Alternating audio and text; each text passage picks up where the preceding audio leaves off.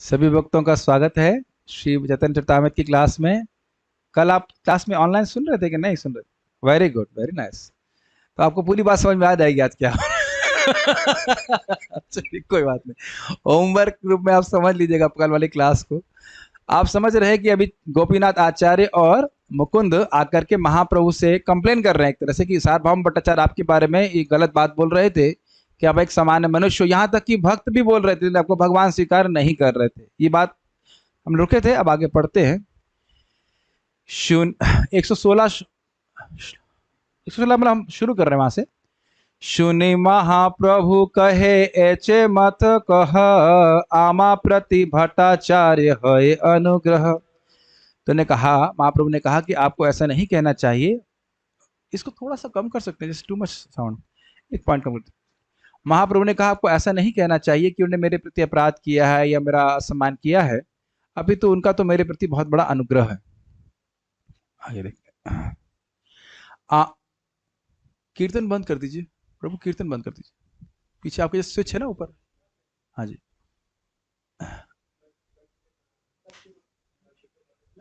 Plug के बगल में। हाँ जी, बस, थैंक यू। आमर संन्यास धर्म चाहे न राखीते, वात्सल्य करुणा करें की दोष इहाते। वह तो देख रहे हैं मेरा, वो चाहते हैं कि मेरा संन्यास धर्म की रक्षा हो। महाप्रभु किसके बारे में कह रहे हैं? सार्वभौम भट्टाचार्य जी के बारे में। खिड़कियां बंद कर दीजिए, आंधी चल रही है। Complete, yes. तो ये तो उनकी वात्सल्य है और करुणा के कारण वो ऐसा कह रहे हैं, तो इसमें दोष क्या है? ठीक है। आर दिन महाप्रभु भट्टाचार्य सने, आनंदे करीला जगन्नाथ दर्शन। मतलब अब सीन चेंज हो गया है। सीन चेंज कर पा रहे हैं अपने मन में कि महाप्रभु कह रहे हैं कि सार्वभौम भट्टाचार्य का दोष क्या है। Scene closed. अब मूवी की तरह देखिए, नया सीन। एक अगले दिन भी नहीं, कुछ दिन बीत जा रहे और दिन दूसरे दिन या आगे के दिन महाप्रभु भट्टाचार्य जी के साथ में बड़े आनंद के साथ जगन्नाथ जी के दर्शन करने के लिए गए। क्योंकि आपको याद हो, जगन्नाथ सार्वभौम भट्टाचार्य जी ने कहा था कि अकेले नहीं जाना, या तो आप मेरे साथ जाइएगा या मेरे किसी पार्षद के संग या मेरे किसी सेवक के संग जाइएगा। भट्टाचार्य संगे तारा मंदिरे आइला, प्रभु रे आसन दिया अपने वसीला। भट्टाचार्य के साथ वह मंदिर से आए और उन्हें महाप्रभु को आसन दिया और अपने पास बिठाया। वेदांत पढ़ाइते तबे आरंभ करीला, स्नेह भक्ति करे किछु प्रभु रे पहिला। अब उन्होंने चैतन्य महाप्रभु को वेदांत पढ़ाना शुरू किया। देखिए कितनी विनोद की बात है। जो व्यक्ति, जो भगवान ब्रह्मा जी को भी हृदय में ज्ञान देने वाले हैं, उन क्या कहते हैं, वेदांत कृत वेद विदेव चाहम, जिन्होंने वेदांत की रचना करी है, उनको वेदांत पढ़ाने के लिए उत्सुक हैं श्रील सार्वभौम भट्टाचार्य। तो नहीं समझ पा रहे ना भगवान को। स्नेह भक्ति करी किछु प्रभु रे कल, बड़े स्नेह से, स्नेह भक्ति के द्वारा उन्हें भगवान को कुछ कहना शुरू किया। वेदांत श्रवण ए सन्यासी धर्म, निरंतर करो तुम्ही वेदांत श्रवण। वेदांत श्रवण करना ये सन्यासी का धर्म है। इसके द्वारा आप सन्यास की रक्षा कर पाओगे, आपको वैराग्य होगा। इसलिए तुम निरंतर, तुम्ही शब्द भी इस्तेमाल कर रहे, तुम, आप वेदांत का श्रवण कीजिए। प्रभु कहे मोरे तुम्ही कर अनुग्रह, से कर्तव्य तुम्ही जे मोरे कहा। देखिए वहां प्रभु कितने प्रेम से बोल रहे हैं। प्रभु कह रहे हैं, महाप्रभु कह रहे हैं, आप मुझ पे अनुग्रह कीजिए, सही से कर्तव्य, जो मेरा कर्तव्य है, तुम्हें यही मोरे कहा, तुम आप वो मुझको कहिए।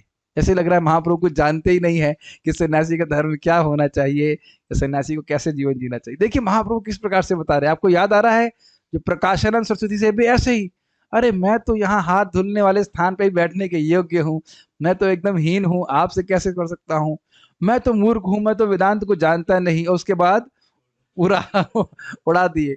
और आप बहुत ध्यान दीजिएगा, अगर आपने वो प्रसंग को ध्यान पूर्वक सुना है, जिस प्रकार से महाप्रभु प्रकाशानंद सरस्वती को ध्वस्त करते हैं, सेम इस बार मैं देख रहा था, सेम स्टाइल से, सेम आर्ग्यूमेंट से वह सार्वभौम भट्टाचार्य जी को भी ध्वस्त करते हैं। और वस्तुतः ये कहना चाहिए कि सार्वभौम भट्टाचार्य जी को पहले ध्वस्त किए, उसके बाद प्रकाशानंद सरस्वती जी को भी सेम आर्गुमेंट से ध्वस्त किए। अब देखिएगा, तो यहाँ ऐसे प्रस्तुत कर रहे हैं जो कुछ पता ही नहीं है उनको। आपने इसमें फोटो कब डाली? नहीं, जिसमें महाप्रभु श्रवण कर रहे हैं फोटो नहीं दे रहे? आगे वाला 7 दिन पर्यंत ऐछे करे न श्रवणे, भाला मंद नाही कही वसी मात्र सुने। 7 दिन तक सुनते रहे, 7 दिन पर्यंत ऐछे करे न श्रवणे। वेदांत बोल रहे हैं सार्वभौम भट्टाचार्य, महाप्रभु सुन रहे हैं। भालो मंद नहीं कहे, अच्छा है, भाल मतलब भला अच्छा है, मंद मतलब अच्छा नहीं है, कुछ नहीं कहा, केवल सुन रहे हैं। आप लोगों को बहुत आसान लग रहा होगा, लेकिन जैसे मैं आप लोगों को देख रहा हूं तो सब मुस्कुराते हैं, या कभी कभी वो बोर भी हो रहा होता तो चेहरे से मालूम चलता है। और कोई व्यक्ति ऐसे एकदम चुपचाप बैठा हुआ है एकदम, ऐसा तो मेरा अनुभव कभी किसी क्लास में नहीं हुआ कि एकदम कोई रिएक्शन ही नहीं दे रहा है। अगर अच्छा एक बार करिए करिए, आप लोग जरा करिए एक बार, देखे कैसा लगता है। कर भी नहीं पा रहे ना महाप्रभु एकदम चुप, ना अच्छा ना बुरा, ना हंस रहे हैं, ना कुछ गलत खराब बोल रहे हैं, गलत कुछ कोई रिएक्शन नहीं दे रहे हैं। और अद्भुत बात ये भी देखिए कि सार्वभौम भट्टाचार्य उत्साह से पढ़ाते भी जा रहे हैं। और ये समझिए ये क्लास घंटे 2 घंटे की नहीं है, हम मान सकते हैं सुबह से शाम तक की क्लास होती होगी। इमर्शन क्लासेस होती है ना जीएलए में, पूरा 8 घंटे की, और उसमें कोई व्यक्ति कुछ भी ना बोले तो महाप्रभु क्या करना चाहते हैं, बड़ी अद्भुत बात है। ये देखिए, इस फोटो से समझ में आ जाएगा। देख रहे हैं सार्वभौम भट्टाचार्य जी, क्या हो रहा है आज, डिस्को हो रहा है। वो जनरेटर चलवा देंगे किसी को बोल करके, उनको पूछे, सुदामा को बोलो जनरेटर चलवा दीजिए, इससे कोई संबंध नहीं, वो जनरेटर चलवा दीजिए उनको, बोलिए अभी बंद ही हो जाएगा। ये बैटरी, लैपटॉप की बैटरी निकाल दीजिए। हाँ, ओवरलोड हो रहा था शायद, फिर से करिए, नहीं ऑन कीजिए एक बार, कुछ भी नहीं। एनीवेज, लाइव गोज ऑन, ठीक है, चलिए आगे बढ़ते हैं। तो आप यहाँ पे देख रहे हैं कि सार्वभौम भट्टाचार्य जी बड़े ही आग्रह से, बड़े उत्साह के संग महाप्रभु को सिखा रहे हैं, लेकिन महाप्रभु ऐसा लग रहा है कुछ सुन ही नहीं रहे। इतना आसान नहीं किसी को 7 दिन पढ़ाना और कोई रिएक्शन ना दे।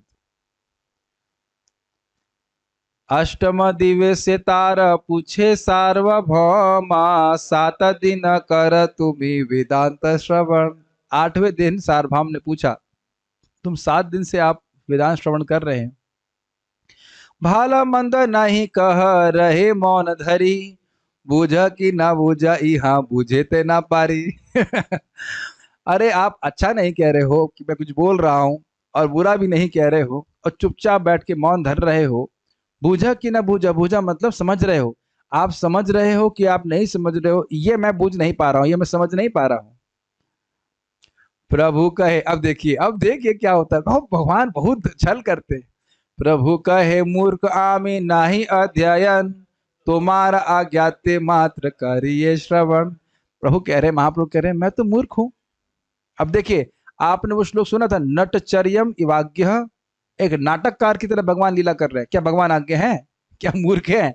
अरे वेदांत लिखने वाले ही वही हैं, लेकिन ऐसा नाटक प्रस्तुत कर रहे हैं कि हम तो कुछ जानते नहीं है, हम तो बालक के समान हैं, ऐसा कर। मूर्ख आमी नहीं अध्ययन, मैं तो कुछ मूर्ख हूं, मैं जानता नहीं। जबकि देखो, आप जानते हो निमाई पंडित के रूप में कोई पंडित उनके सामने टिकने वाला नहीं था, लेकिन ऐसे महाप्रभु प्रस्तुत कर रहे हैं। तुम्हारा आज्ञाते मात्र करिए श्रवण, आपकी आज्ञा मात्र से मैं इसका श्रवण कर रहा हूं, मैं तो कुछ जानता नहीं। मतलब मैं कुछ कह नहीं सकता कि आप सही बोल रहे हैं, गलत बोल रहे हैं, अच्छा बोल रहे हैं, क्या बोल रहे हैं, ऐसा वो प्रस्तुत करना चाहते हैं। जैसे मान लीजिए मैं पहली बार प्रवचन करूं कहीं पे, मान लीजिए आपकी कॉलेज में आया और सीधे चालू कर दिया जन्मादस्य चालू कर, अब मैं पूछूं अच्छा लगा बुरा लगा तो कोई विवेचना नहीं कर पाएगा ना। पहली बार कोई सुन रहा है, सीधे जन्मादस्य श्लोक, उस पर हम टीका चालू कर देंगे, क्या समझेगा, अच्छा है बुरा है गलत है सही, कुछ नहीं समझ पाएगा। तो जो वाकई मूर्ख है वह तो कह सकता है कि हाँ मुझे नहीं समझ में आ रहा, आप अच्छा बोलो गलत बोल रहे हो। लेकिन महाप्रभु ऐसे हैं क्या? नहीं है। लेकिन महाप्रभु फिर भी ऐसा प्रस्तुत कर रहे हैं अपने आप को कि हम तो कुछ समझ नहीं पा रहे। अब देखिए क्या बोलने वाले हैं। सन्यासी र धर्म लागी श्रवण मात्र करी, तुम्ही जय अर्थ कर बुझीते न पारी। अब ध्यान पूर्वक सुनिए, कह रहे हैं सन्यासी का धर्म समझ करके मैं केवल श्रवण कर रहा हूं, तुम्ही जय अर्थ करे बुझीते न पारी। ये बहुत कटाक्ष है, व्यंग्य है, व्यंग्य। आप जो अर्थ कर रहे हैं वो मैं समझ नहीं पा रहा हूं, इसका अर्थ ये नहीं कि वेदांत नहीं समझ पा रहा हूं, आप जो कह रहे हैं वो मैं नहीं समझ पा रहा हूं। बड़ी बेइज्जती होगी किसी वक्ता की, कोई कहे भाई भागवत तो हम समझ रहे हैं लेकिन जो आप कह रहे हैं वो कुछ समझ में नहीं आ रहा है। भाई वक्ता का तो कर्तव्य ये है ना कि जो है उसको और स्पष्ट करे। और अगर मान लीजिए वक्ता पे कोई ऑडियंस ये रिस्पांस दे कि श्लोक तो समझ में आ रहा है लेकिन आपकी व्याख्या समझ में नहीं आ रही, उसकी बेइज्जती हो जाएगी कि नहीं। तो ये बड़ा ध्यान से देना चाहिए, बोलना सुनना होगा। तुम ही जय अर्थ करो, जो आप अर्थ कर रहे हैं बूझीते ना पारी, वो मैं समझ नहीं पा रहा हूं। देखिए आगे, भट्टाचार्य कहे ना बूझी है, सॉरी सॉरी ऐसे ऐसे नहीं आया। भट्टाचार्य कहे ना बूझी है ना ज्ञान जार, बूझी बार लगी से ह पूछे पुनर्बार। तो भट्टाचार्य जी ने कहा भाई जो नहीं समझ रहा होता है, किसी बात को नहीं समझता है, जिस ज्ञान को नहीं समझ पा रहा है, तो बूझी बार लगे उसको समझने के लिए से ही पूछे बार बार, उसको फिर से पूछता भाई समझ में नहीं आ रहा है। तो आप ये भी तो नहीं कर रहे हो। तुम्हें सुने सुने रह मौन मात्र धरी, हृदय की आछे तो मारा बूझीते ना पारी। ना पारी मतलब मैं नहीं समर्थ नहीं हूं, बार बार ना पारी आएगा तो समझ लीजिएगा। तुम्ही सुनी सुनी क्या अर्थ हुआ, आप सुन रहे हो, रह मौन मात्र धरी, लेकिन चुपचाप सुन रहा है, कुछ बोल तो रहे नहीं है। हृदय की आछे तुम्हार क्या अर्थ हुआ, आपके हृदय में क्या है बूझीते ना पारी, मैं नहीं समझ पा रहा हूं। अब देखिए ऐसे इतना कपड़े को पानी में भिगो करके मार रहा। अब देखिए क्या कह रहे हैं, प्रभु कहे सूत्र अर्थ बूझिए निर्मल, तुम्हार व्याख्या सुनी मन है विकल। महाप्रभु कह रहे हैं कि जो ब्रह्म सूत्र है, वेदांत सूत्र है, उनका अर्थ तो एकदम निर्मल है, समझ रहा हूं, कोई कठिनाई नहीं आ रही है, लेकिन आपकी व्याख्या सुन करके मेरा हृदय तो विकल हो रहा है। देखिए किसी वक्ता को ये बोलना कि आपका प्रवचन बहुत खराब लग रहा है, बहुत दुख लगता है उसको समझ रहे, बड़ी मेहनत से उसने प्रवचन किया, कुछ भी किया, और आप बोल दीजिए इसमें ये गलती है वो गलती है, तो बड़ा दुख लगता है उसको। कि हर व्यक्ति सोचता है कि मैं बड़ा अच्छा प्रवचन कर रहा हूँ, जो खराब प्रवचन कर रहा है, जो ठीक से नहीं कर रहा है, वह भी उत्साहित होता है, वो सोचता है कि मैं बड़ा अच्छा प्रवचन कर रहा हूँ। अब आप यहाँ देखिए, जरा से पहले विचार कीजिए, सार्वभौम भट्टाचार्य जी कौन थे। वह सन्यासियों को वेदांत पढ़ाने वाले थे, यद्यपि वह गृहस्थ आश्रम में थे।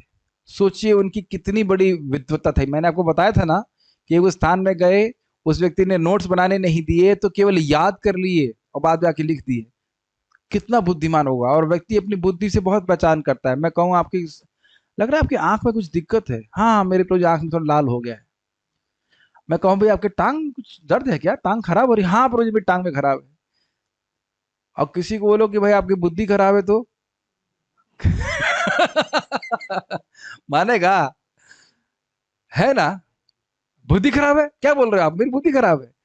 तो इतना मतलब प्रकांड पंडित, और उनके लिए, और जिसमें वो स्पेशलाइज्ड थे, ये भी सोचता है वाली बात, जिसको पढ़ा पढ़ा के जो शास्त्र को पी गए थे, ऐसे कहना चाहिए, वेदांत सूत्र को, उसके बारे में कह रहे हो। 7 दिन सुनने के बाद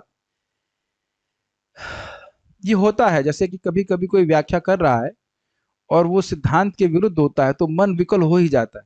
हम इसकी एग्जाम्पल नहीं देंगे क्योंकि आप लोग का मन खराब होगा उससे, लेकिन कोई कुछ अंट संट बोल देता है सिद्धांत के विरुद्ध, तो गुस्सा आ जाता है। लेकिन आप देखिए महाप्रभु कितना सहन कर रहे हैं, केवल एक व्यक्ति को धार करने के लिए, सार्वभौम भट्टाचार्य जी को धार करने के लिए 7 दिन उनकी बकवास सुनी, अगर ऐसे कहा जाए तो है कि नहीं। 2 सेकंड के लिए भी कोई मायावाद सुनेगा तो भाग जाएगा ना भक्त, लेकिन 7 दिन तक महाप्रभु श्रवण करते रहे, सहन करके। आप लोगों को ये सहन करने की जरूरत नहीं है। हम लोग सुनेंगे मायावाद तो दिमाग हमारा खराब हो जाएगा, ये समझ रहे हैं। लेकिन महाप्रभु कितनी ट्रिक से कर रहे हैं। एक बात मैं जरूर महाप्रभु से सीख रहा हूँ यहाँ पे, हम लोगों को प्रचार एक्चुअली बड़ी नम्रता से करना चाहिए। आप वैसे तो मैं थोड़ा बीच बीच में कठोर बोल जाता हूँ, लेकिन वस्तुतः बड़ी नम्रता से बोलना चाहिए। हाँ, आप प्रभुपाद जी उदाहरण देते हैं, एक संस्कृत बोलते हैं फिर उसका अनुवाद करते हैं, कैसे प्रचार करना चाहिए। किसी घर में जाओ, दरवाजा नॉक करो और पहले दंडवत प्रणाम करो, फिर उसके बाद बोलो आप कितने बुद्धिमान हैं, आपके जैसा जेंटलमैन तो कोई है ही नहीं, आप जैसे लोग तो समाज में बहुत कम मिलते हैं। लेकिन मेरा एक निवेदन है कि जो कुछ भी आपने पढ़ा है वो भूल जाइए और चेतन महाप्रभु की शिक्षा को ग्रहण कीजिए। ऐसे करके प्रचार करना चाहिए। तो क्या जो भी है, तो यहाँ पे आप समझ गए कि बहुत बड़ा झटका लगा उनको, सार्वभौम भट्टाचार्य जी को। और महाप्रभु कह रहे हैं कि हम तो अर्थ समझ रहे हैं, लेकिन आपकी व्याख्या को हम समझ नहीं पा रहे हैं। सूत्रेर अर्थ भाष्य कहे प्रकाशिया, तुम्ही भाष्य कहे सूत्रेर अर्थ आच्छादिया। सूत्र का जो भाष्य, तात्पर्य, कमेंट्री होती है, वह तो सूत्र के अर्थ को प्रकाशित करने के लिए होती है। समझ रहे हैं? जैसे प्रभुपाद जी ने अनुवाद किया, फिर उसके बाद तात्पर्य पढ़ते हैं तो हमको वो श्लोक और अधिक समझ में आता है। ऐसा तो नहीं है कि जो अनुवाद है उससे बिल्कुल विपरीत कुछ तात्पर्य हो। यही प्रॉब्लम है आजकल की तथाकथित भगवत गीता की। कदाचित तो वो अनुवाद ठीक कर भी दें, लेकिन तात्पर्य तो बिल्कुल घुमा सकते हैं। तात्पर्य से ही सारी बात समझ में आती है। तो तात्पर्य जो है आप जो बता रहे हो, जो जो भाष्य दे रहे हो, वो तो प्रकाशित करने हो के लिए चाहिए सूत्र के अर्थ को, लेकिन आप क्या करना है, आपका भाष्य सूत्र को आच्छादित कर देता है जैसे बादल। सूत्रेरा मुख्य अर्थ न कर व्याख्यान, कल्पनार्थ तुम्हें कहा कर आच्छादन। देखिए थोड़ा समझ लेंगे तो कुछ शब्दों के अर्थ समझिए। मुख्य अर्थ या अभिधा वृत्ति और गौण वृत्ति, मैं पहले भी समझा चुका हूं, पर रिपीट कर रहा हूं ताकि आप लोगों को समझ में आए। मुझे पानी देना, इसका क्या अर्थ है? पानी देना। मेरा आश्रम गंगा जी में है, गंगा जी के किनारे। तो जब यहाँ पे बात स्पष्ट हो रही है, किसी वाक्य के द्वारा बात स्पष्ट समझ में आ रही है, तो वहां पे गौण अर्थ लेने की जरूरत नहीं होती। तो यहाँ बोल रहे हैं कि वेदांत सूत्र का जो मुख्य अर्थ है, जो सीधा सीधा अर्थ है, उसको आप नहीं ले रहे हो और अपनी बात स्थापित करने के लिए घुमा फिरा करके गौण अर्थ ले रहे हैं। तो इससे सूत्र का जो अर्थ है वह आच्छादित हो गया है। कुछ समझ पा रहे हैं? जैसे फिर उदाहरण के लिए भगवान कहते हैं सारे धर्मों को छोड़ करके मेरी शरण में आओ। इसका अर्थ क्या है? सारे धर्मों को छोड़ के भगवान की शरण में जाओ। अब इसका गौण अर्थ क्या है? कोई व्यक्ति ये स्थापित करना चाहता है कि निराकार से भगवान आए हैं, तब वह इस बात की व्याख्या करेगा, देखिए भगवान ये नहीं कह रहे हैं कि उनकी शरण में जाओ, अपितु जो उनके अंदर अव्यक्त निराकार परब्रह्म है उसकी शरण में जाओ। क्या भगवान ऐसा कह रहे हैं? आप स्पष्ट समझ में आ रहा है ना आपको? अब देखिए, यदि मैं इस प्रकार का प्रवचन करता होता तो आपको नहीं समझ में आता ना। अनुवाद क्या है? सारे धर्मों को छोड़ करके मेरी शरण में आओ। मेरी मतलब क्या? अब यहां से चालू हो जाइए। मेरी मतलब क्या? मेरी मतलब कृष्ण के अंदर जो है, जो अव्यक्त है, निराकार है, अलग है, उनकी शरण में जाना है, कृष्ण की शरण में जाना। कृष्ण तो एक सामान्य व्यक्ति। अब देखिए, मैं केवल ड्रामा कर रहा हूं, खराब लग रहा है ना ऐसा सुनने में? कि ऐसी व्याख्या की क्या आवश्यकता है? ऐसा तो भगवान नहीं कह रहे हैं ना। समझ गए? गौण वृत्ति और अभिधा वृत्ति, तो जब सीधी सीधी बात समझ में आ रही है कि भाई पूरे जगत के कारण भगवान है, तो घुमा फिरा करके अपनी बात क्यों स्थापित करना चाहते हैं? यही चीज बार बार इस पूरे डिस्कशन में आएगी, इसलिए मैं क्लियरली समझा देना चाहता हूं। तो क्या कह रहे हैं? सूत्र मुख्य अर्थ न करह व्याख्यान। आप सूत्र के मुख्य अर्थ का व्याख्यान नहीं करते हो। कल्पना अर्थ तुम्ही तहा करे आच्छादन। अपनी कल्पना से कोई अर्थ निर्माण कर लेते हैं और उसके द्वारा सूत्र के अर्थ को आच्छादित कर देते हैं। जैसे अभी मैंने आपके सामने एक ड्रामा प्रस्तुत किया कि भाई भगवान की शरण में ना जाकर के भगवान के अंदर जो कोई अव्यक्त निराकार ब्रह्म है उसकी शरण में जाना, ये तो कल्पनावाद की बात हो गई। क्लियर समझ में आया? अब देखिए, अब काफी फिलॉसफी आने वाली है। उपनिषद शब्द जे मुख्य अर्थ होय, से अर्थ मुख्य व्यास सूत्र सबे कहे। उपनिषद शब्द, उपनिषद में जो भी मुख्य अर्थ हैं, उन्हीं मुख्य अर्थों को व्यास ने सूत्र में सब कहा है। वेदांत सूत्र में मुख्य अर्थ छड़िया कर गौणार्थ कल्पना, अभिधा वृत्ति छाड़ी कर शब्देर लक्षणा। मुख्य अर्थ को छोड़ करके आप गौण अर्थ करते हो। गौण मतलब सेकेंडरी अर्थ, जो काल्पनिक है, आपके मन से उपजा हुआ है। अभिधा वृत्ति को छोड़ करके आप लक्षणावृत्ति को ग्रहण करते हैं। ये शब्द समझ में आ रहे हैं? अभिधा वृत्ति और लक्षणावृत्ति, डायरेक्ट मीनिंग को छोड़ करके काल्पनिक अर्थ को ग्रहण करना। ये प्रामाणेर मध्य श्रुति प्रमाण प्रधान, श्रुति ये मुख्यार्थ कहे से प्रमाण। प्रमाण के मध्य में जिसको भी वस्तु को आप प्रमाण मान रहे हो कि भाई ये एविडेंस है, उसमें श्रुति प्रमाण सर्वश्रेष्ठ है, वेद का प्रमाण। और वेद में भी जो मुख्य अर्थ है जैसा है यथावत उसको ग्रहण करता है तो उसी को प्रमाण माना जाता है। एग्जाम्पल देंगे महाप्रभु, जीवेर अस्थि विष्ठा दुई शंख गोमय, श्रुति वाक्य से दुई महापवित्र होए।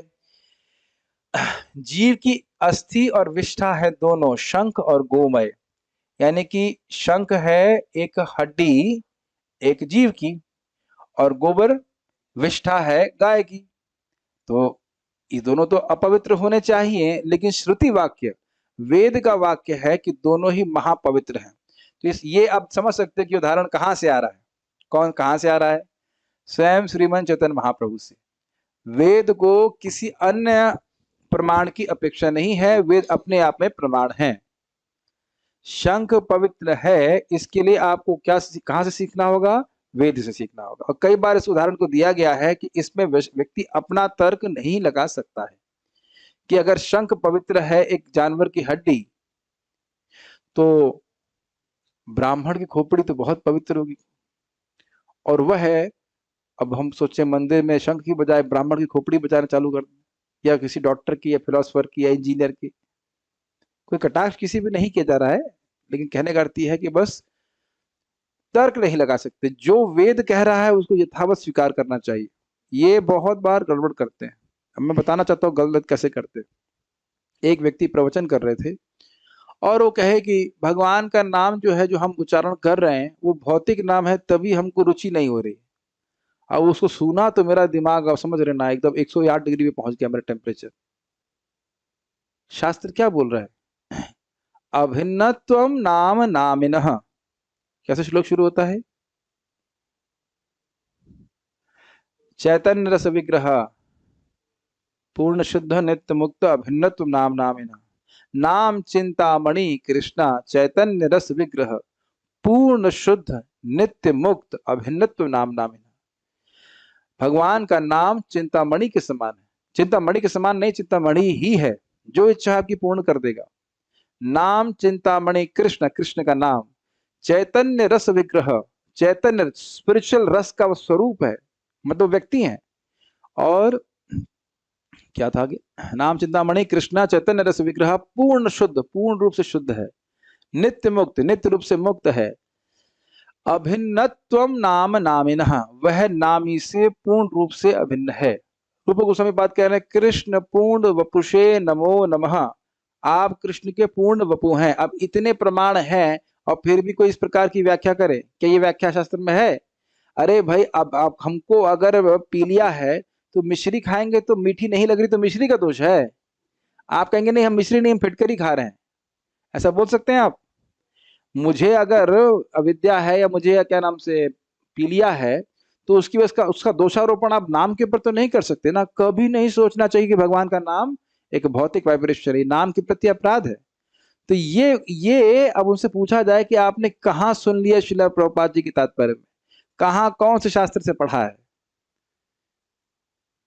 आप मेरी बात समझ रहे हैं? और फिर होता क्या है कि जो सामने वाले प्राय जो श्रोतागण होते हैं वो तो बेचारे भोले भाले होते हैं, उन्हें तो कुछ पता नहीं होता है, यही बात वो रिपीट करते चले जाएंगे। तो इसलिए बड़ा सतर्क होकर के बोलना चाहिए कि हम बोल क्या रहे हैं। हम लोगों को नाम में रुचि उतनी क्यों नहीं आ रही? क्योंकि हमारे बीमारी है, अविद्या है। और यही नाम बार बार उच्चारण करेंगे तो आप अच्छा भी लगने लग जाएगा, और लग ही रहा है, उसमें कोई कठिनाई तो है नहीं। सिद्धांत बोलते समय बड़ा ध्यान रखना चाहिए। तो हम खाली बात कर रहे थे, हम ये सब एग्जाम्पल क्यों दे रहे हैं? जिस प्रकार से शंख की पवित्रता का आधार क्या है? वेद। गोबर की पवित्रता का आधार क्या है? वेद। उसमें कोई हम इंटरप्रिटेशन नहीं कर सकते। नाम के संबंध में भी कोई इंटरप्रिटेशन नहीं करना चाहिए। अपने मन से जो ये है वो यथावत प्रस्तुत कर देना चाहिए। हम लोगों पे कृपा बहुत कर सकते हैं, लेकिन अपनी बनाई हुई नहीं। कुछ समझ में आ रहा है? We can show infinite mercy to others, but that should not be manufactured in our own factory. कुछ समझ में आ रहा है? B2B खरीद लीजिए भगवान से और B2C में बेच दीजिए, लेकिन अपना मैन्युफैक्चरिंग मत कीजिए। अपने मन से भगवान के बारे में कुछ नहीं बोलना चाहिए। जो यथावत आपको परंपरा में प्राप्त हुआ और बहुत प्राप्त हुआ है भगवान के बारे में बोलने के लिए, उसको यथावत बोल दीजिए। नया कुछ बताने की बनाने की जरूरत नहीं। तो भगवान यही बात तो क्या नाम है महाप्रभु कह रहे हैं ना, जो वासुदेव जी सूत्र बता रहे हैं, अर्थ बता रहे हैं, उसको छोड़ करके आप नया क्यों बता रहे हो? नया कल्पना व्याख्यान क्यों कर रहे हैं? कुछ कह रहे थे? शुद्ध नाम की बात होती है तो उसका मतलब क्या है? कल मैं क्या बताता शुद्ध नाम का मतलब? संबंध ज्ञान से रह करके, युक्त होकर के और अपराध से रहित होकर जब कोई नाम जप करता है तो उससे भगवान का प्रेम बढ़ता है। समझ रहा है मेरी बात? ये कहां लिखा है कि नाम एक भौतिक वाइब्रेशन है? भाई सिंपल सी बात, एक सिंपल सी बात। अभी आप ऐसा करोगे नहीं, उम्मीद है। आप मुझे गाली दे दीजिए फिलहाल, तो मैं क्लास दूंगा आपको, तो मुझे ज्ञान नहीं है ना? आप मेरी बात समझ रहे हैं? हाँ देखो, इसके पास ज्ञान ही नहीं है, कुछ बोल ही नहीं रहा, जानते मूर्ख है इसीलिए तो नहीं बोल रहा। अरे तुम अपराध कर रहे हो उसने नहीं, मैं एग्जाम्पल दे रहा हूं, आप ऐसे करने वाले नहीं, उम्मीद है करोगे तो। आप अगर गाली दे दें तो मैं नहीं करूंगा। अब जैसे मैं एग्जाम्पल दे रहा हूँ, अब मैं ऐसे बोलना नहीं चाहिए। आज मैं देख रहा था, मैं पिछली क्लास दी ना मंदिर में, एक व्यक्ति बाद में आए, बोले आपने 9 बजे के पहले क्यों नहीं खत्म किया, मेरे पास एक प्रश्न था। तो मैंने कहा आप अगले वाले से बोल देना, क्या मैं 9 बजे के बाद खड़े होकर उनसे प्रश्न का उत्तर नहीं लेता, प्रश्न नहीं लेता उनसे? एटीट्यूड देख करके मैं चुप रह गया ना, मैं नहीं दूंगा। और आज भी देखा वो ऐसे बैठे हुए थे, ऐसे बैठ करके वो प्रश्न कर रहे थे। He is not conscious how he should behave with the person who is speaking Bhagavatam. This is not the way we ask question in Bhagavatam, is it not? तो आप ये नहीं कह सकते कि वक्ता को बोल उत्तर देना का क्षमता नहीं है। मेरी बात समझ रहे हैं? ये बात भूरिजन प्रभु बड़ा स्पष्ट समझाते हैं। चक्रवर्ती पाद इसको उदाहरण 6.2.9-10 में वो बहुत सुंदर टीका हम पढ़ चुके हैं। हम ये नहीं कह सकते कि भगवान का नाम प्रेम दे नहीं सकता, यही कोई भौतिक शब्द है, कभी नहीं सोचना चाहिए। हम अपराध करते हैं, इस कारण से नाम का प्रति हमकी कृपा नहीं होती। लेकिन जैसे जैसे हम सीखेंगे कि हमें अपराध कैसे नहीं करना चाहिए और अपराध हमारे शमित होंगे, तो नाम अपनी पूरी कृपा दिखाएगा। आप लोगों का आग्रह है तभी तो मैं क्लास दे रहा हूं। मान लो सब लोग आते, सब लोग अपनी घड़ी देखते रहते कब खत्म होगी क्लास, तो मेरे मेरे मैं भी देखता हूँ, चलो भाई मैं मेरा सटा में अच्छा है, कुछ सो जाते जाकर क्या करें, कुछ भी करेंगे। Does it make sense? तो नाम हमेशा भगवान से अभिन्न है, कभी नहीं सोचना चाहिए। मैं खाली एग्जाम्पल दे रहा हूं कि कल्पना अर्थ है कि हम भौतिक नाम ले रहे हैं, नहीं, कभी भौतिक नाम नहीं लेते।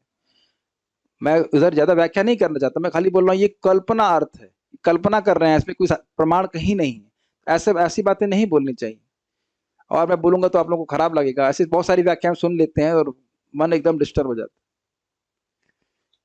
या एक बार किसी ने बोल दिया, अगर कोई भौतिक इच्छा लेके भगवान के पास आता है तो भगवान दुखी हो जाते हैं। नहीं भगवान, हम भगवान तो बोल रहे हैं उदारहा सर्व एवैते ज्ञानी त्वात्मे मे मतम, ये भगवान बोल रहे हैं कि ज्ञानी सर्वश्रेष्ठ, लेकिन ये तो नहीं बोल रहे कि जो भौतिक इच्छा लेके आता है उससे घृणा करते हैं।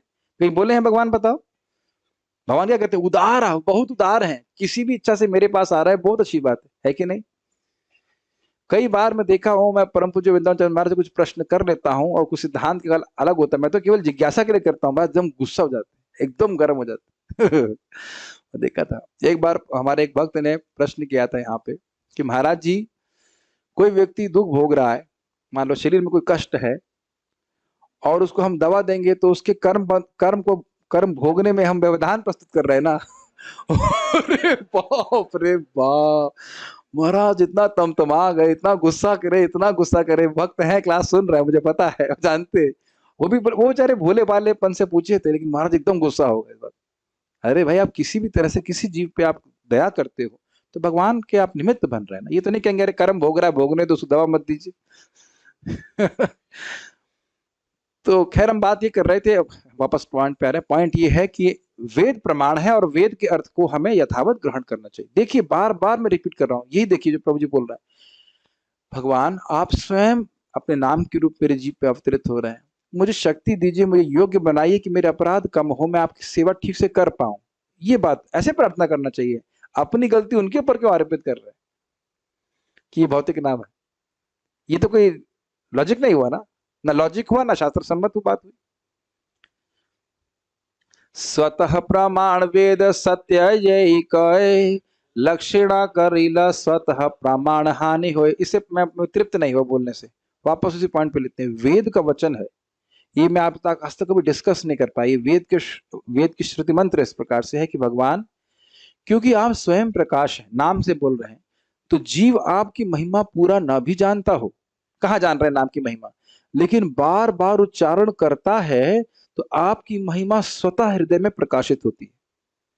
ये केवल लॉजिक से आप नहीं समझ सकते। महाराज श्री बता रहे थे कि कई बार वैष्णवों को भी डाउट हो जाता है, एक ही नाम से सारे पाप कट जाते हैं, लेकिन कई साल भजन करने के बाद व्यक्ति के हृदय में नाम की महिमा स्फुरित होती है। ये सब बातें आप अपने तर्क से पूरी तरह से नहीं, तर्क समझ ही नहीं सकते। जैसे भगवान को नहीं समझ सकते, ऐसे नाम को भी नहीं समझ सकते। लेकिन प्रमाण वेद है, बार बार उच्चारण करेगा व्यक्ति तो फिर भगवान की कृपा से, नाम की कृपा से व्यक्ति नाम की महिमा को समझ पाएगा। ठीक है, आगे बढ़ रहा है। स्वतः प्रमाण वेद सत्य जय कहे, लक्षणा करीले स्वतः प्रमाण हानि होए। वेद तो स्वयं प्रमाण है और वह सत्य कह रहे हैं, लेकिन लक्षणा करीले मतलब उसकी कोई लक्षणावृत्ति लेता है नहीं, इसका अर्थ ये नहीं है, इसका अर्थ ये है, इसका अर्थ वो है। तो जो उसकी स्वतः प्रमाणिकता है कि भाई ये बात क्यों माने, क्योंकि वेद में है, वो लुप्त हो जाती है। ये स्वतः समझ में आया ये बात आपको? स्वतः प्रमाण मतलब शंख पवित्र है, क्या बात बोलेंगे, कैसे मानेंगे? वेद में लिखा है, क्या प्रमाण है? स्वतः प्रमाण है। गोमय यानी गोबर पवित्र है, क्या प्रमाण है? वेद प्रमाण है। क्या, और ये कैसे कहोगे कि वेद प्रमाण है? स्वतः प्रमाण, स्वतः समझ रहे हैं, और कोई प्रमाण वेद को आवश्यकता नहीं। व्यासासुर अर्थ यही छे, सूर्य किराणा स्वकल्पित भाष्य मेघे करे आच्छादन। ये तो बहुत भिगो के मारा। कह रहे हैं कि जो व्यास देव जी का सूत्र है, अर्थ है वह तो सूर्य के समान है, सूर्य की किरण के समान एकदम प्रकाशित, एकदम क्लियर है। स्वकल्पित भाष्य मेघे करे आच्छादन, लेकिन जो आपका कल्पित, स्वकल्पित, आप अपने मन से जो रचना कर ली हो भाष्य, वह तो एक बादल के समान है जो इस सूर्य की किरण को ढक रहा है। अब ये कितना बुरा लगा होगा सार्वभौम भट्टाचार्य जी को। आप कुछ देखिए, अगर वैसे तो कभी करना भी मत, लेकिन सोचिए कोई भागवत के प्रवक्ता को इस प्रकार से कोई बोल दे, और जो बहुत अच्छा प्रवक्ता हो कि भाई श्लोक तो एकदम क्लियर था, लेकिन आप कहाँ कहाँ चले गए, कुछ समझ नहीं आया, खाली इतना भी बोल देंगे, उसे कितना दुख लगेगा। तो इस प्रकार से महाप्रभु कह रहे हैं, लेकिन ध्यान देना होगा कि महाप्रभु सबके सामने नहीं कह रहे, अकेले थे सार्वभौम, नहीं तो सबके सामने करते तो सार्वभौम भट्टाचार्य जी को हार्ट अटैक ही हो जाता कि नहीं, बेचारे मर जाते। जैसे आपको, अगर आप पढ़े होंगे तो केशव काश्मीरी के संग भी ऐसे किए थे। आपकी कविता में दोष तो बहुत है, उसके लिए यह सुनना कि एक भी दोष है बहुत ज्यादा था। बहुत सारे दोष है, मैं खाली 5 दोषों को कह रहा हूं। और उनके सारे जो महाप्रभु के शिष्य थे वो सब हंसने लगे, तो महाप्रभु कहते चुप रहो चुप रहो चुप रहो, वो सहन नहीं कर पाएगा। तो इस प्रकार से महाप्रभु यहाँ पे कह रहे हैं कि आपने कल्पित भाष्य किया है, आपकी भाष्य में कोई दम नहीं है। वेद पुराण कहे ब्रह्म निरूपण, से ब्रह्म बृहद वस्तु ईश्वर लक्षण। अब बड़ा सुंदर बात, वेद और पुराण जिसको ब्रह्म कह के निरूपित कर रहे हैं, ब्रह्म शब्द से निरूपित कर रहे हैं, वे से ही ब्रह्म, वे ब्रह्म बृहद वस्तु है, वह ईश्वर का लक्षण है। अब ये बड़ी सुंदर बात है, इसको जीव गोस्वामी पाद, जहां तक स्मरण आ रहा है मुझे, प्रथम स्कंद के ही दूसरे अध्याय में कहीं टीका में कहते हैं, तो श्लोक कोट करते हैं, बृहद वस्तु मतलब जो बहुत बड़ी वस्तु है, तो ये ईश्वर का लक्षण है, ये निराकार का लक्षण नहीं बोल रहे, कह रहे ब्रह्म से भगवान इंगित होते हैं। देखिएगा अभी, सर्वैश्वर्य परिपूर्ण स्वयं भगवान, तारे निराकार करी करह व्याख्यान। सारे ऐश्वर्य से परिपूर्ण है भगवान, और आप उनका निराकार करके व्याख्यान करते हो, ये तो बहुत गलत बात है। वो ब्रह्म कौन है? भगवान ही है, भगवान से अलग कोई नहीं। पर ब्रह्म परम धामम पवित्रम परमम भगवान, ये बहुत महत्वपूर्ण है। अब हमारे पास समय तो आज नहीं है, चैतन्य भागवत में देवानंद पंडित नाम के एक व्यक्ति थे जो भागवत पे प्रवचन करते, लेकिन क्योंकि वे भक्त नहीं थे इसलिए यह नहीं बता पाते, समझा पाते कि श्रीमद् भागवतम का सार जो है भगवान कृष्ण की भक्ति है। और महाप्रभु से बहुत क्रोधित होते, कहते बेटा बेटा मतलब निम्न व्यक्ति, तेरा भागवत आज मैं फाड़ के मानूंगा, ऐसा करके लिखा है। कल मैं पढ़ रहा था उसको, इतना गुस्सा हो गए थे मैं। आप भागवत का एक एक शब्द जो है वह कृष्ण भक्ति को ही प्रस्तुत कर रहा है और तुम कृष्ण भक्ति को ही गोल कर दे रहे हो। तो इस प्रकार की देखिए, भगवान के प्रति अगर अपराध होता है या भक्त के प्रति अपराध होता है, उन्होंने श्रीवास ठाकुर के प्रति अपराध किया था तो उन्हें समझ ही नहीं आ रहा था भागवत में बोल क्या रहे हैं। तो क्या बोल रहे हैं उससे भगवान प्रसन्न होते हैं, समझ रहे ना मेरी बात। तो श्रीमद् भागवत हो या कोई भी ग्रंथ है, भगवत गीता, उसका जो सार है वह भक्ति ही होना चाहिए। निर्वशेष तारे कहे जय श्रुति गणा, प्राकृत निषेधि करे अप्राकृत स्थापन। अब कोई कहे नहीं श्रुतियों में वेदों में तो निराकार का वर्णन है, निर्विशेष का वर्णन है, तो कह रहे हैं जहां भी श्रुतिगण वेद निर्विशेष की बात करते हैं तो वो उसका कहने का अर्थ ये है कि प्राकृत निषेधि करें अप्राकृत स्थापन। भगवान का कोई प्राकृत रूप नहीं है, अर्थात ऐसा नहीं है कि कोई रूप नहीं है, अपितु उनका दिव्य अलौकिक अप्राकृत रूप है।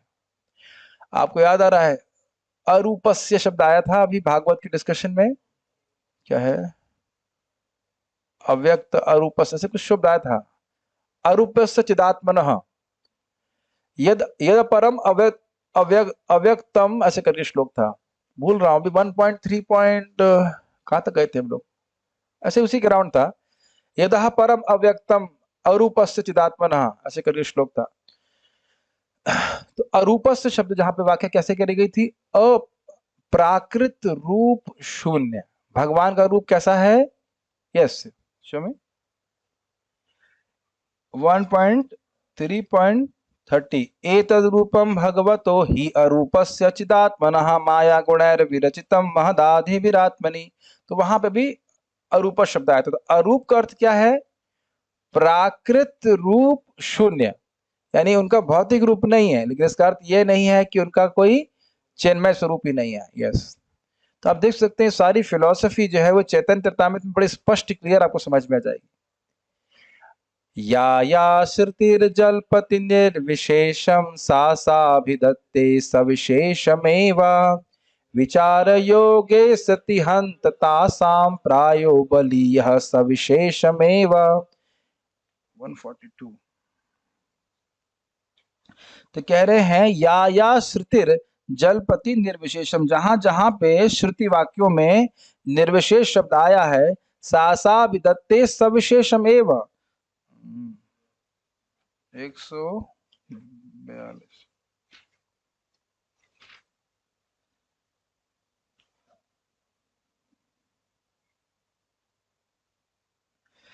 श्री चैतन्य महाप्रभु ने आगे कहा, परम सत्य को निराकार वर्णित करने वाले मंत्र अंत में यही सिद्ध करते हैं कि परम सत्य एक पुरुष है। भगवान निराकार तथा साकार इन दोनों रूपों में समझे जाते हैं। यदि कोई व्यक्ति पूर्ण पुरुषोत्तम भगवान को इन दोनों रूप में मानता है तो वह सचमुच परम सत्य को समझ सकता है। वह जानता है कि साकार ज्ञान सशक्त है, क्योंकि हम देखते हैं कि हर वस्तु विविधता से पूर्ण है। कोई व्यक्ति ऐसी वस्तु नहीं देख सकता जो विविधता से पूर्ण ना हो।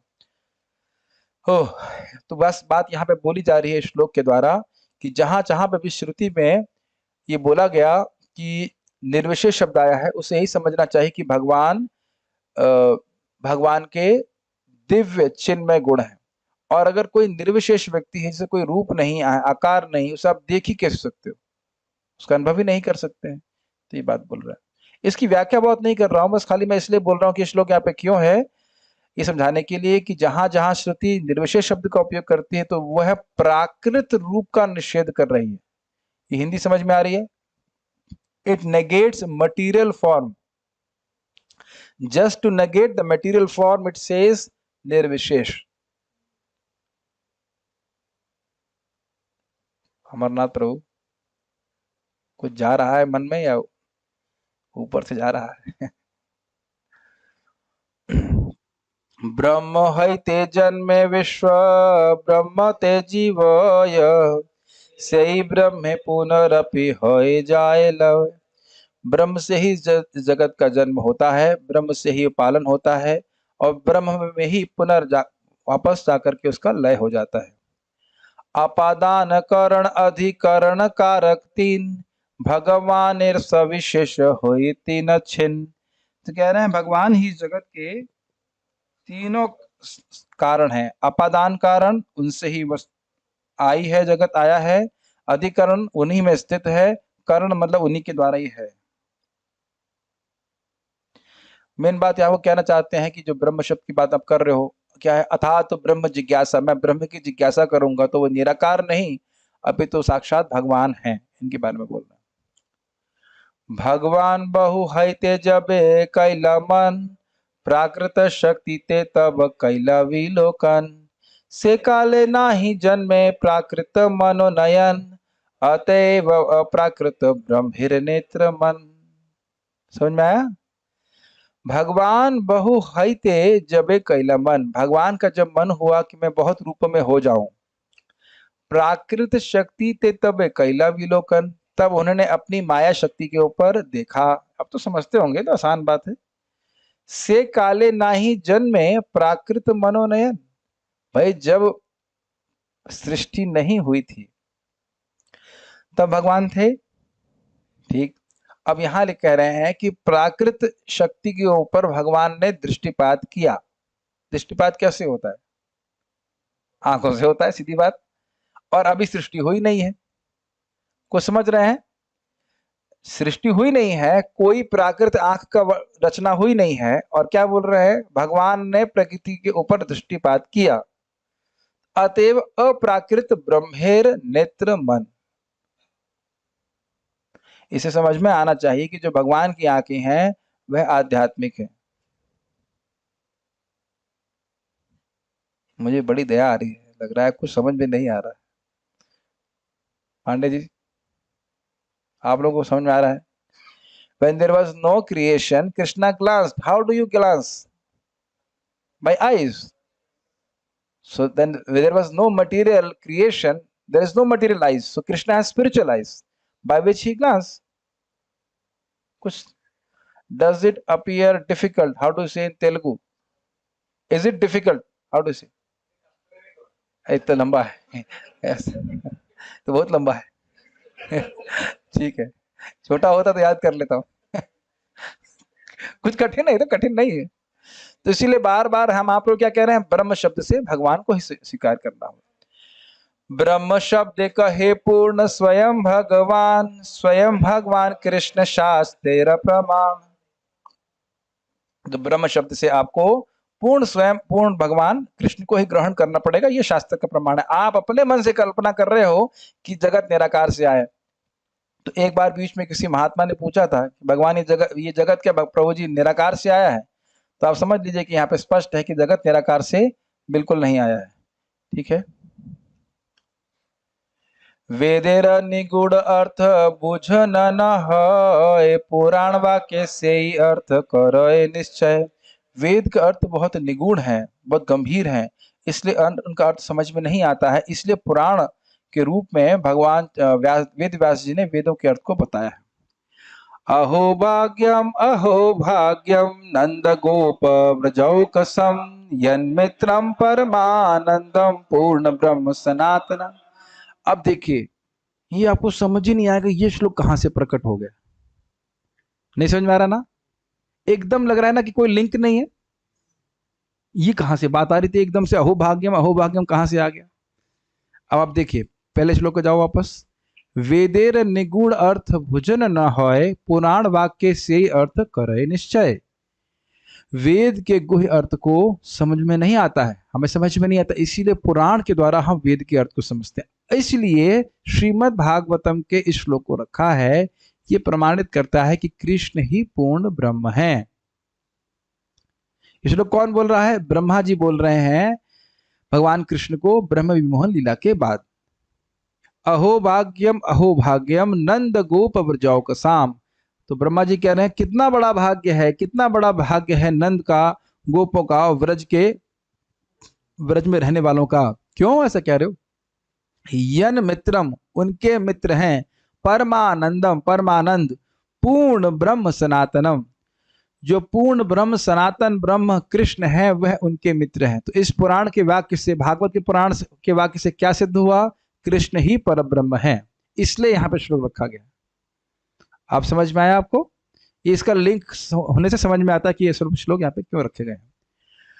अपाणिपाद श्रुति वर्जे प्राकृत पाणि चरण, पुनः कहे शीघ्र चले करे सर्वग्रहण। अपाणिपाद जवनो गृहीत, ये श्लोक है। अपाणिपाद, भगवान के हाथ और पांव नहीं है, लेकिन जवनो गृहीता, लेकिन जैसे कोई व्यक्ति उन्हें कुछ देता है वो ग्रहण कर लेते हैं। जब ग्रहण कर लेते तो हाथ से ही ग्रहण करते होंगे ना, तो इसलिए कह रहे हैं अपाणिपाद श्रुति वर्जे, मतलब अपाणिपाद श्रुति वर्जे प्राकृत पाणि चरण, यानी कि जब श्रुति ये कह रही है कि पर ब्रह्म के हाथ और पांव नहीं होते हैं, उसका अर्थ है क्या?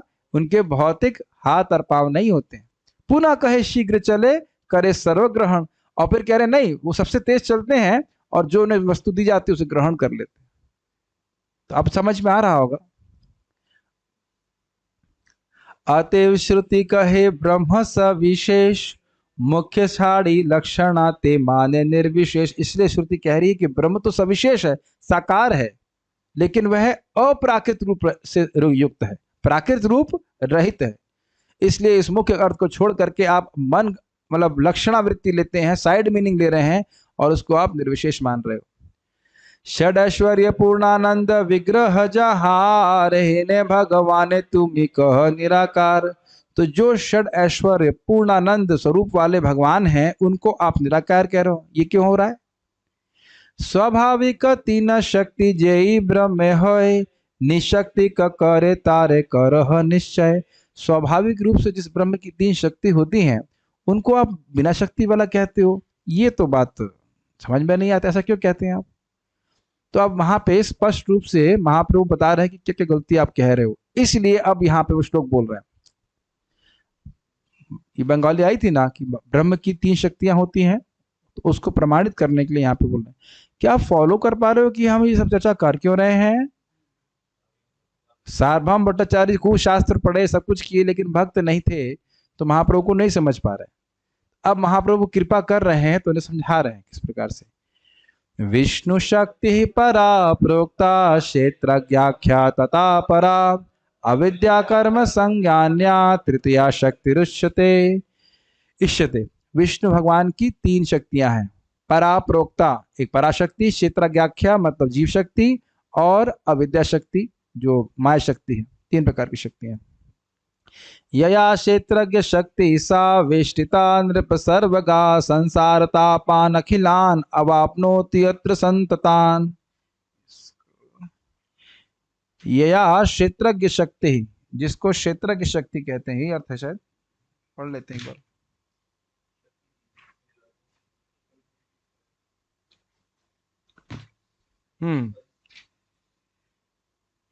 155 ना। हे राजन, क्षेत्रज्ञ शक्ति जीव है, हम सब लोग। यद्यपि उसे भौतिक में अथवा तो आध्यात्मिक जगत में रहने की सुविधा प्राप्त है, किंतु वह अविद्या शक्ति के वशीभूत होकर भौतिक जगत के तीन प्रकार के कष्टों को भोगता है, क्योंकि यह शक्ति उसके स्वाभाविक वैधानिक स्थिति को आच्छादित कर देती है। तो बात ख्याल इतनी है कि हम सब लोग भगवान की शक्ति हैं, क्षेत्र की शक्ति। इसकी व्याख्या तो अलग तरह से होगी, पर अब लंबा तरह से करना पड़ेगा, वो नहीं कर रहे। इतना तो आप जानते हो कि हम लोग जगत में हैं और हमारे स्वरूप को माया ढक देती है, इसी कारण से हम लोग भोगों में पड़े रहते हैं और दुखी होते रहते हैं। इतना तो समझ लेना चाहिए।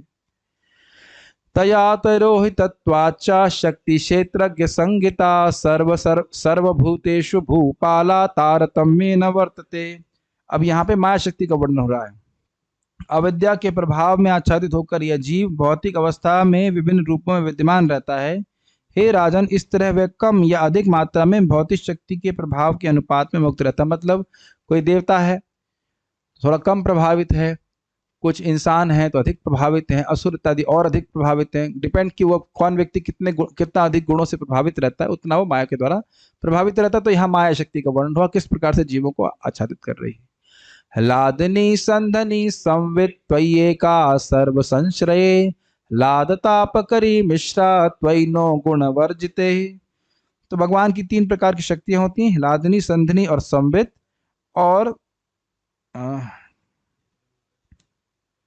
भगवान के अंश रूप जीवों के लिए भौतिक जगत में हिलादनी शक्ति कभी अरुचिकर होती है और कभी मिश्रित होती है, किंतु पूर्ण पुरुषोत्तम भगवान के साथ ऐसा नहीं, क्योंकि वे भौतिक शक्ति या गुणों से प्रभावित नहीं होते। तो इन सब बातों को इसलिए रखा जा रहा है ये समझाने के लिए कि भगवान की तीन प्रकार की शक्तियां किस प्रकार से होती हैं। पराशक्ति को आप हिलादनी, संधनी, संवृत्ति में भाग कर सकते हैं, और क्षेत्रज्ञ शक्ति मतलब जीव शक्ति, और अपराशक्ति मतलब माया शक्ति या विद्या शक्ति। ठीक है।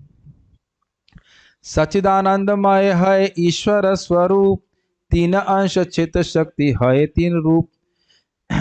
ये देखिए महाप्रभु व्यर्थ नहीं बोल रहे हैं, भगवान की शक्तियां होती हैं शाश्वत रूप से, ये बात ध्यान रखिएगा, तब महाप्रभु का आर्गुमेंट समझ पाएंगे। अभी जो आर्गुमेंट महाप्रभु देने वाले हैं उसके पॉइंट ये है कि भगवान हमेशा शक्तियों से युक्त रहते हैं और उनकी शक्तियां कार्य करती हैं, ये पॉइंट पकड़ रहे हैं। अब आप आर्गुमेंट पकड़ पाएंगे आगे। सच्चिदानंदमय है ईश्वर स्वरूप, तीन अंश चित शक्ति है तीन रूप। तो भगवान कृष्ण का स्वरूप कैसा है? सच्चिदानंदमय है। और कहाँ गया, कहाँ गया? इन तीनों अंश सच्चिदानंद में आध्यात्मिक शक्ति तीन विभिन्न रूप ग्रहण करती है। तीनों अंश में मतलब सच्चिदानंद में तीन प्रकार से वह प्रकट होती है। आनंद अंश हलादिनी, सदंश संधनी, चिदांश संवित जारे ज्ञान करी मानी। मेरे ख्याल से आप समझ नहीं पाए, पहला श्लोक फिर से देखिए। भगवान का स्वरूप क्या है? सचिद और आनंद। इनको तीन भाग में डिवाइड कीजिए, सचिद और आनंद। तो ये तीनों के हिसाब से तीन शक्तियां होती, इसकी व्याख्या हो रही है। भगवान की शक्ति जो है वो मुख्य रूप से है चिद शक्ति, और उसको तीन भाग में अगर विभाजित करें तो वह भगवान के सच्चिदानंद के कॉरस्पॉन्डिंग होती है, ये बोल रहा है। आनंद अंश जो है वह हलादनी शक्ति के द्वारा है, सद अंश जो है वह संधनी शक्ति के द्वारा है, और चिद अंश जो है वो संवित शक्ति के द्वारा है। अगर आपको याद हो, संवित शक्ति मतलब जिसके द्वारा भगवान स्वयं को जानते हैं और किसी जीव को अपने द्वारा जनवाते हैं। अब देख रहे हैं रिपीट करने से फायदा हो रहा है ना? नहीं तो क्या करेंगे, वो संधनी संवित हलादनी, ठीक है, कौन है, छोड़ो आगे। संधनी शक्ति के द्वारा भगवान अपना स्वरूप प्रकट करते हैं, सब सुन चुके हैं हम लोग। अंतरंगा चिद शक्ति, तटस्था जीव शक्ति, बहिरंगा माया तीन करे प्रेम भक्ति। भगवान की अंतरंगा शक्ति को चित शक्ति कहते हैं, और चित शक्ति के तीन भाग हो गए। कौन के भाग? हलादनी, संधनी, संवित। और तटस्था शक्ति जीव शक्ति हम सब लोग, और बहिरंग शक्ति माया है। ये बात तो समझ में आ रही है कि जीव शक्ति जो है भगवान की प्रेम भक्ति कर रही है और चित शक्ति भी कर रही है, लेकिन ये मुझे नहीं समझ में आ रहा है कि माया शक्ति कैसे प्रेम भक्ति कर रही है। ये मुझको नहीं समझ में आ रहा है। बस एक बात समझ में आती है आगे की, माया देवी, दुर्गा देवी भी इस्कॉन डिवोटी हैं। मैं पहले भी व्याख्या कर चुका हूँ, हरिदास ठाकुर जी की शिष्या हैं, और वह भी कृष्ण प्रेम का आस्वादन करना चाहती थी, इसीलिए हरिदास ठाकुर जी से वह दीक्षा लेती हैं। तो वो आप उस दृष्टि से हम समझ सकते हैं कि माया देवी भगवान कृष्ण की प्रेम भक्ति करती हैं, प्योर डिवोटी। हाँ, जीवों की मदद कर रही है पीटने के द्वारा, लेकिन वो कैसे प्रेम भक्ति है वो तो मुझे समझ में नहीं आ रहा। लेकिन हाँ, कृष्ण नामोच्चारण करती हैं, ये तो स्पष्ट चैतन्य चरितामृत से समझ में आ रहा है। तो यहाँ पे बात हो रही है कि भगवान की विभिन्न शक्तियां होती हैं। ठीक है, आप लोगों को बोर तो नहीं लग रहा है? ठीक है, लग रहा हो तो भी रुकने वाला नहीं हूं मैं। देखो, एक बार तो पढ़ाऊंगा, क्योंकि कई बार मैं रेफर करूंगा सार्वभौम भट्टाचार्य जी का 2000, तो समझ नहीं आया किसका दार हुआ, कैसे हुआ, कुछ कुछ धूमिल से आइडिया रहेगा, तो एक बार तो हम पढ़ा ही देते। षडविद ऐश्वर्य प्रभुर चित शक्ति विलास, हे न शक्ति नाही माना परम साहस। षडविद ऐश्वर्य जानते हैं, ये 6 ऐश्वर्य से युक्त भगवान प्रभुर चिद शक्ति विलास, भगवान की चिद शक्ति का विलास है, और ऐसे भगवान को आप कह रहे हो कि वो शक्ति से हीन है, ये तो आपका बहुत बड़ा साहस है। मायाधीश मायावश ईश्वरे जीवे भेद, हे न जीवे ईश्वर सह कहत अभेद। मायाधीश कौन है? भगवान ईश्वर माया के कंट्रोलर, और मायावश कौन है? जीव।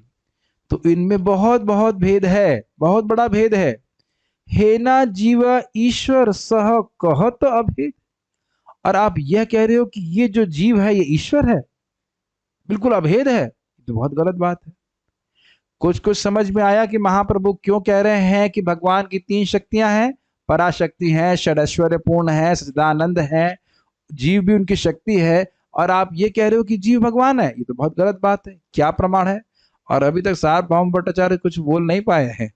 अब देख रहे हैं महाप्रभु बैटिंग करना शुरू किए तो सारे बोल्ड, सारे सारे चौछक्के मार रहे हैं।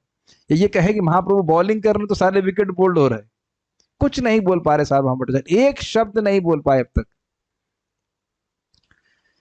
गीता शास्त्रे जीव रूप शक्ति करी माने, हे न जीव भेद कर ईश्वरे रसने। गीता शास्त्र में, भगवत गीता में जीव को भगवान की शक्ति के रूप में कहा गया है। हे न जीव भेद करे ईश्वर से ईश्वरे रसने, इसके द्वारा जीव और ईश्वर में, भगवान में भेद किया गया है। भूमि, अब आप समझ में आ रहा होगा श्लोक क्यों है। गुड। भूमि क्या कह रहे हैं? भूमिरापो नलो वायु खम मनो बुद्धिरेव च अहंकार इति यमे भिन्ना प्रकृतिरष्टदा। तो भगवान ने कहा कि भूमि, भूमि मतलब भूमि पृथ्वी, आपा मतलब जल, अनल मतलब अग्नि, वायु, खम मतलब आकाश, मन, बुद्धि, अहंकार, ये 8 जो है वो मेरी भिन्न प्रकृति है। भिन्न क्यों कह रहे हैं, किसी भक्त को पता है?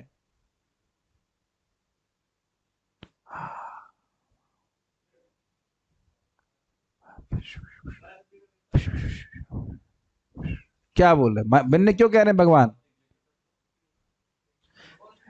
इसको खाना नहीं देना 6 दिन तक, तटस्थ शक्ति है माया।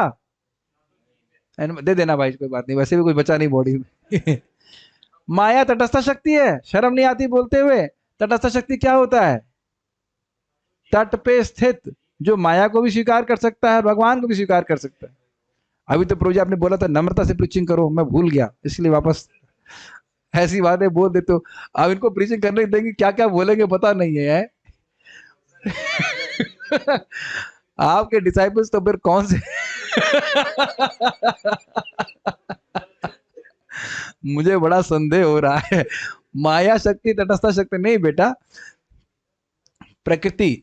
तो क्यों भिन्न कह रहे हैं? क्योंकि माया जड़ है, वो चेतन नहीं है, और भगवान सचेतन है, इसलिए भिन्न कह रहे हैं। अपरेयम इतस्त्वन्याम प्रकृतिम विद्धि में पराम जीवभूतम महाबाहो येदम धार्यते जगत। यहाँ पे जीव का वर्णन हो रहा है। इससे परे, इस भौतिक परे शक्ति से परे एक जीव शक्ति है जिसको जीवभूत कहा जाता है। हे महाबाहो अर्जुन, मेरी परा प्रकृति है वो।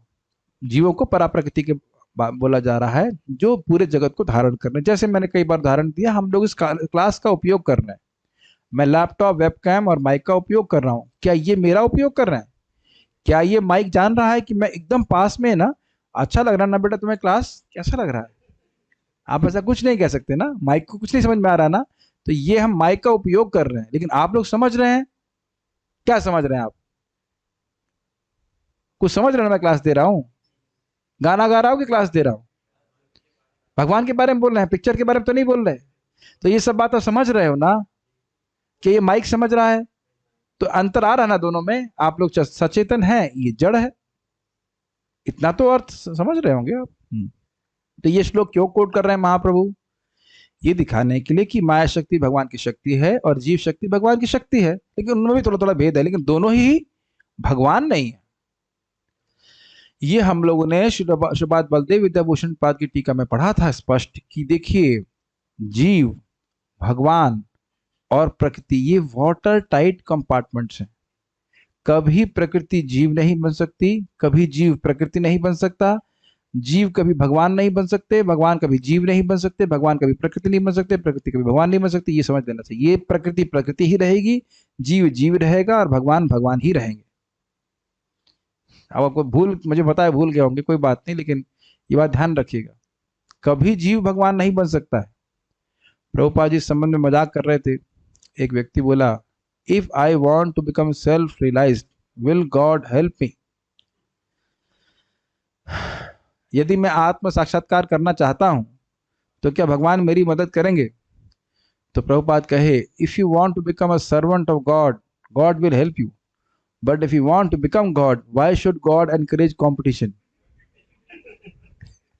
यदि आप भगवान के सेवक बनना चाहते हैं तो स्वाभाविक है कि भगवान आपकी मदद करेंगे, लेकिन अगर आप भगवान बनना चाहते हैं तो भगवान प्रतिस्पर्धा को क्यों प्रोत्साहन करेंगे? दूसरा भगवान आएगा, दिक्कत करेगा वो। तो इसलिए ऐसा वो नहीं करते। ठीक है, तो ये श्लोक समझ में आ रहे हैं ऐसा क्यों? अब आप ये देखिए कि अब आप थोड़ा विचार कर रहे होंगे, आप उस तरह की सब बातें क्यों बोल रहे हैं, ये बताइए। क्या सार्वभौम भट्टाचार्य जी भगवत गीता नहीं पढ़े होंगे?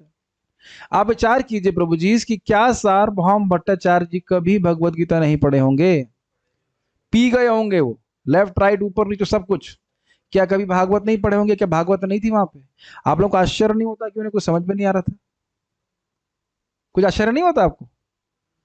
कितना अमेजिंग है ना, सारे सन्यासी को वेदांत पढ़ा रहे हैं, ये कर रहे हैं वो कर रहे हैं। तो आप देख सकते हैं कि महाप्रभु की कृपा के बिना, भक्तों की कृपा के बिना शास्त्र का मर्म ठीक से समझ में नहीं आता, जबकि शास्त्र सामने है। हमसे ज्यादा लोग ऐसे होंगे जो भगवत गीता को पढ़ते होंगे, सारे श्लोक भी जानते होंगे। एक बार प्रभुपाद जी से एक व्यक्ति मिला, बड़ा रुचिकर है। प्रभुपाद से कहा, मैं 45 मिनट के लिए मैं पूरी भगवत गीता बोल सकता हूँ। तो प्रभुपाद जी ने कहा, तुम क्या 45 मिनट के लिए भगवत गीता का एक श्लोक जी सकते हो अपने जीवन में? और चुप हो गया। तो इसीलिए वैष्णव भक्तों संग में ही हम शास्त्र को ठीक से समझ पाते हैं, नहीं तो कुछ समझ में नहीं आता। अभी तो कल मैं पढ़ रहा था, श्रील भक्ति सिद्धांत ठाकुर जी बोलते थे कि जो भागवत का उपयोग भोगों के लिए करना चाहता है उससे केवल भोग की ही प्राप्ति होगी, अभी तो भोगों में और मति बढ़ जाएगी। तो वैष्णव संघ में ही भागवत इत्यादि ग्रंथ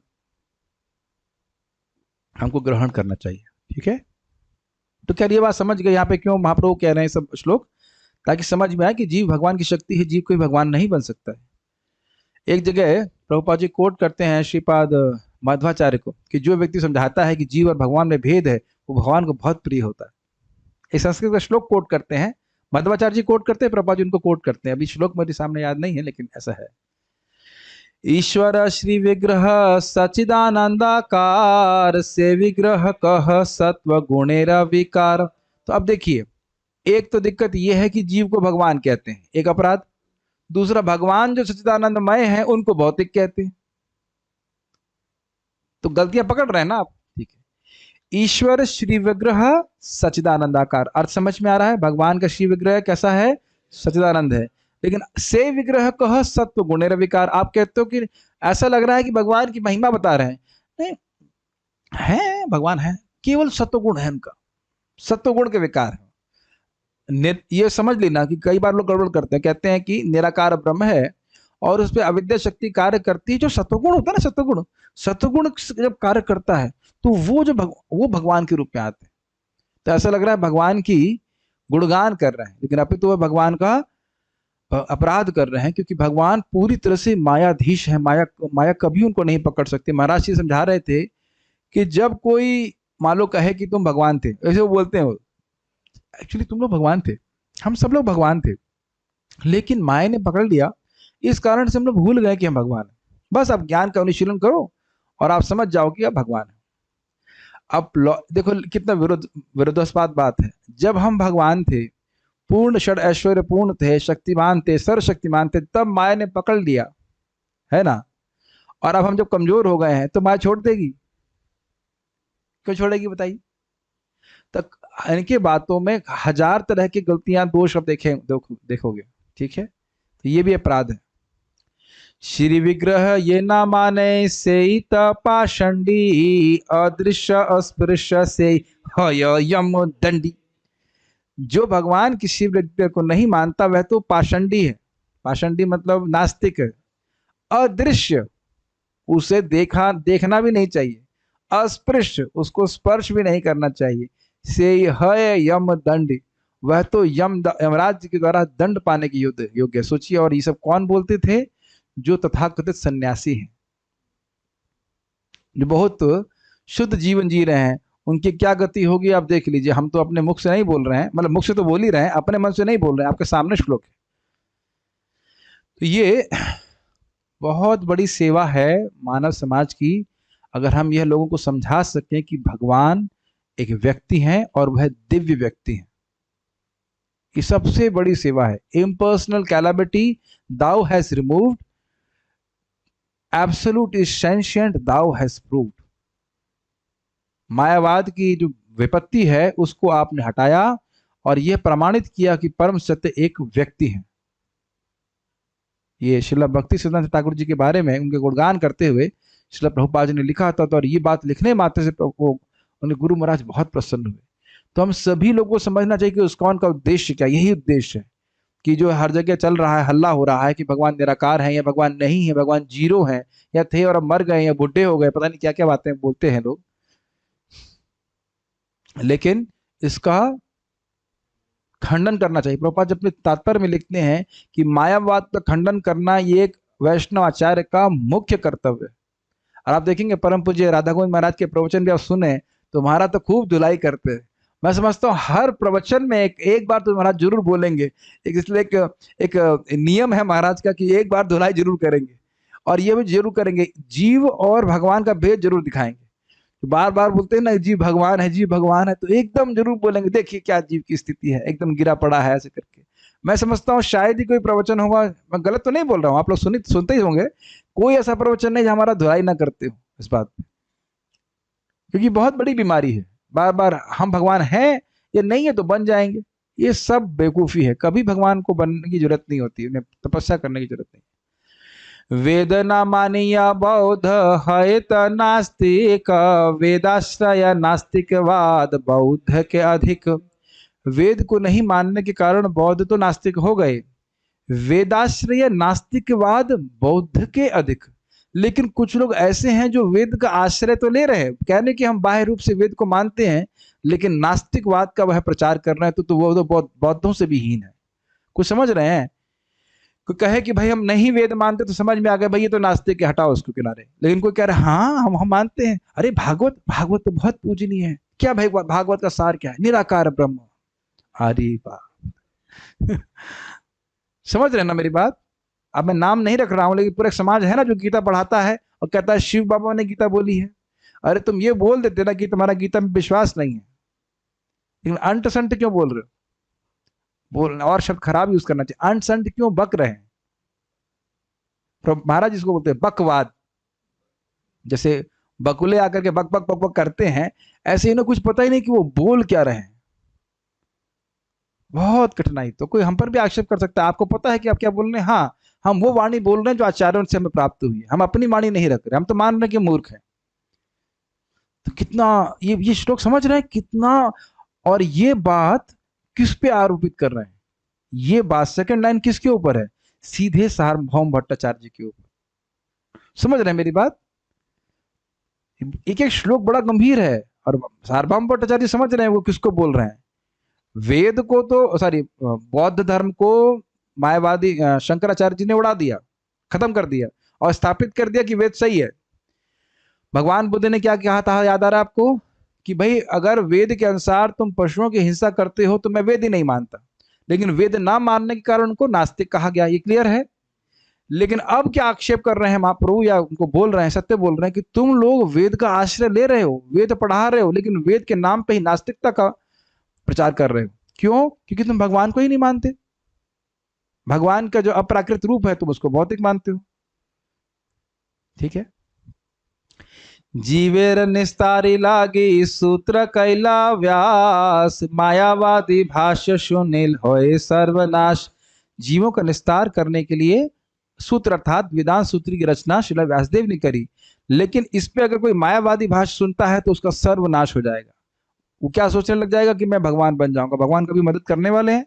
कभी मदद नहीं करने वाले। अब ये थोड़ा समझना पड़ेगा।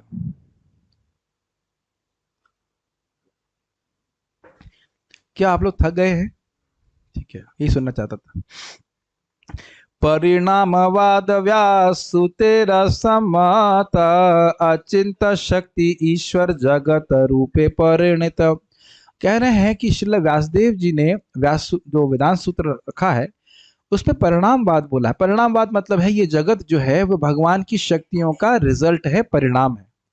भगवान में कोई परिवर्तन नहीं आता है, लेकिन भगवत इच्छा से भगवान की शक्तियों में परिवर्तन आता है। कुछ समझ पा रहे हैं? आप जानते हैं भगवान ने देखा और देख करके अपनी शक्ति को क्रियान्वित किया और जगत की सृष्टि होगी, तो भगवान में तो कोई परिवर्तन नहीं आया ना। अचिंत शक्ति ईश्वर जगत रूपे परिणत, भगवान की अचिंत शक्ति है जिसके द्वारा वह जगत परिणत हो जाता है, परिणाम के रूप में प्रस्तुत होता है।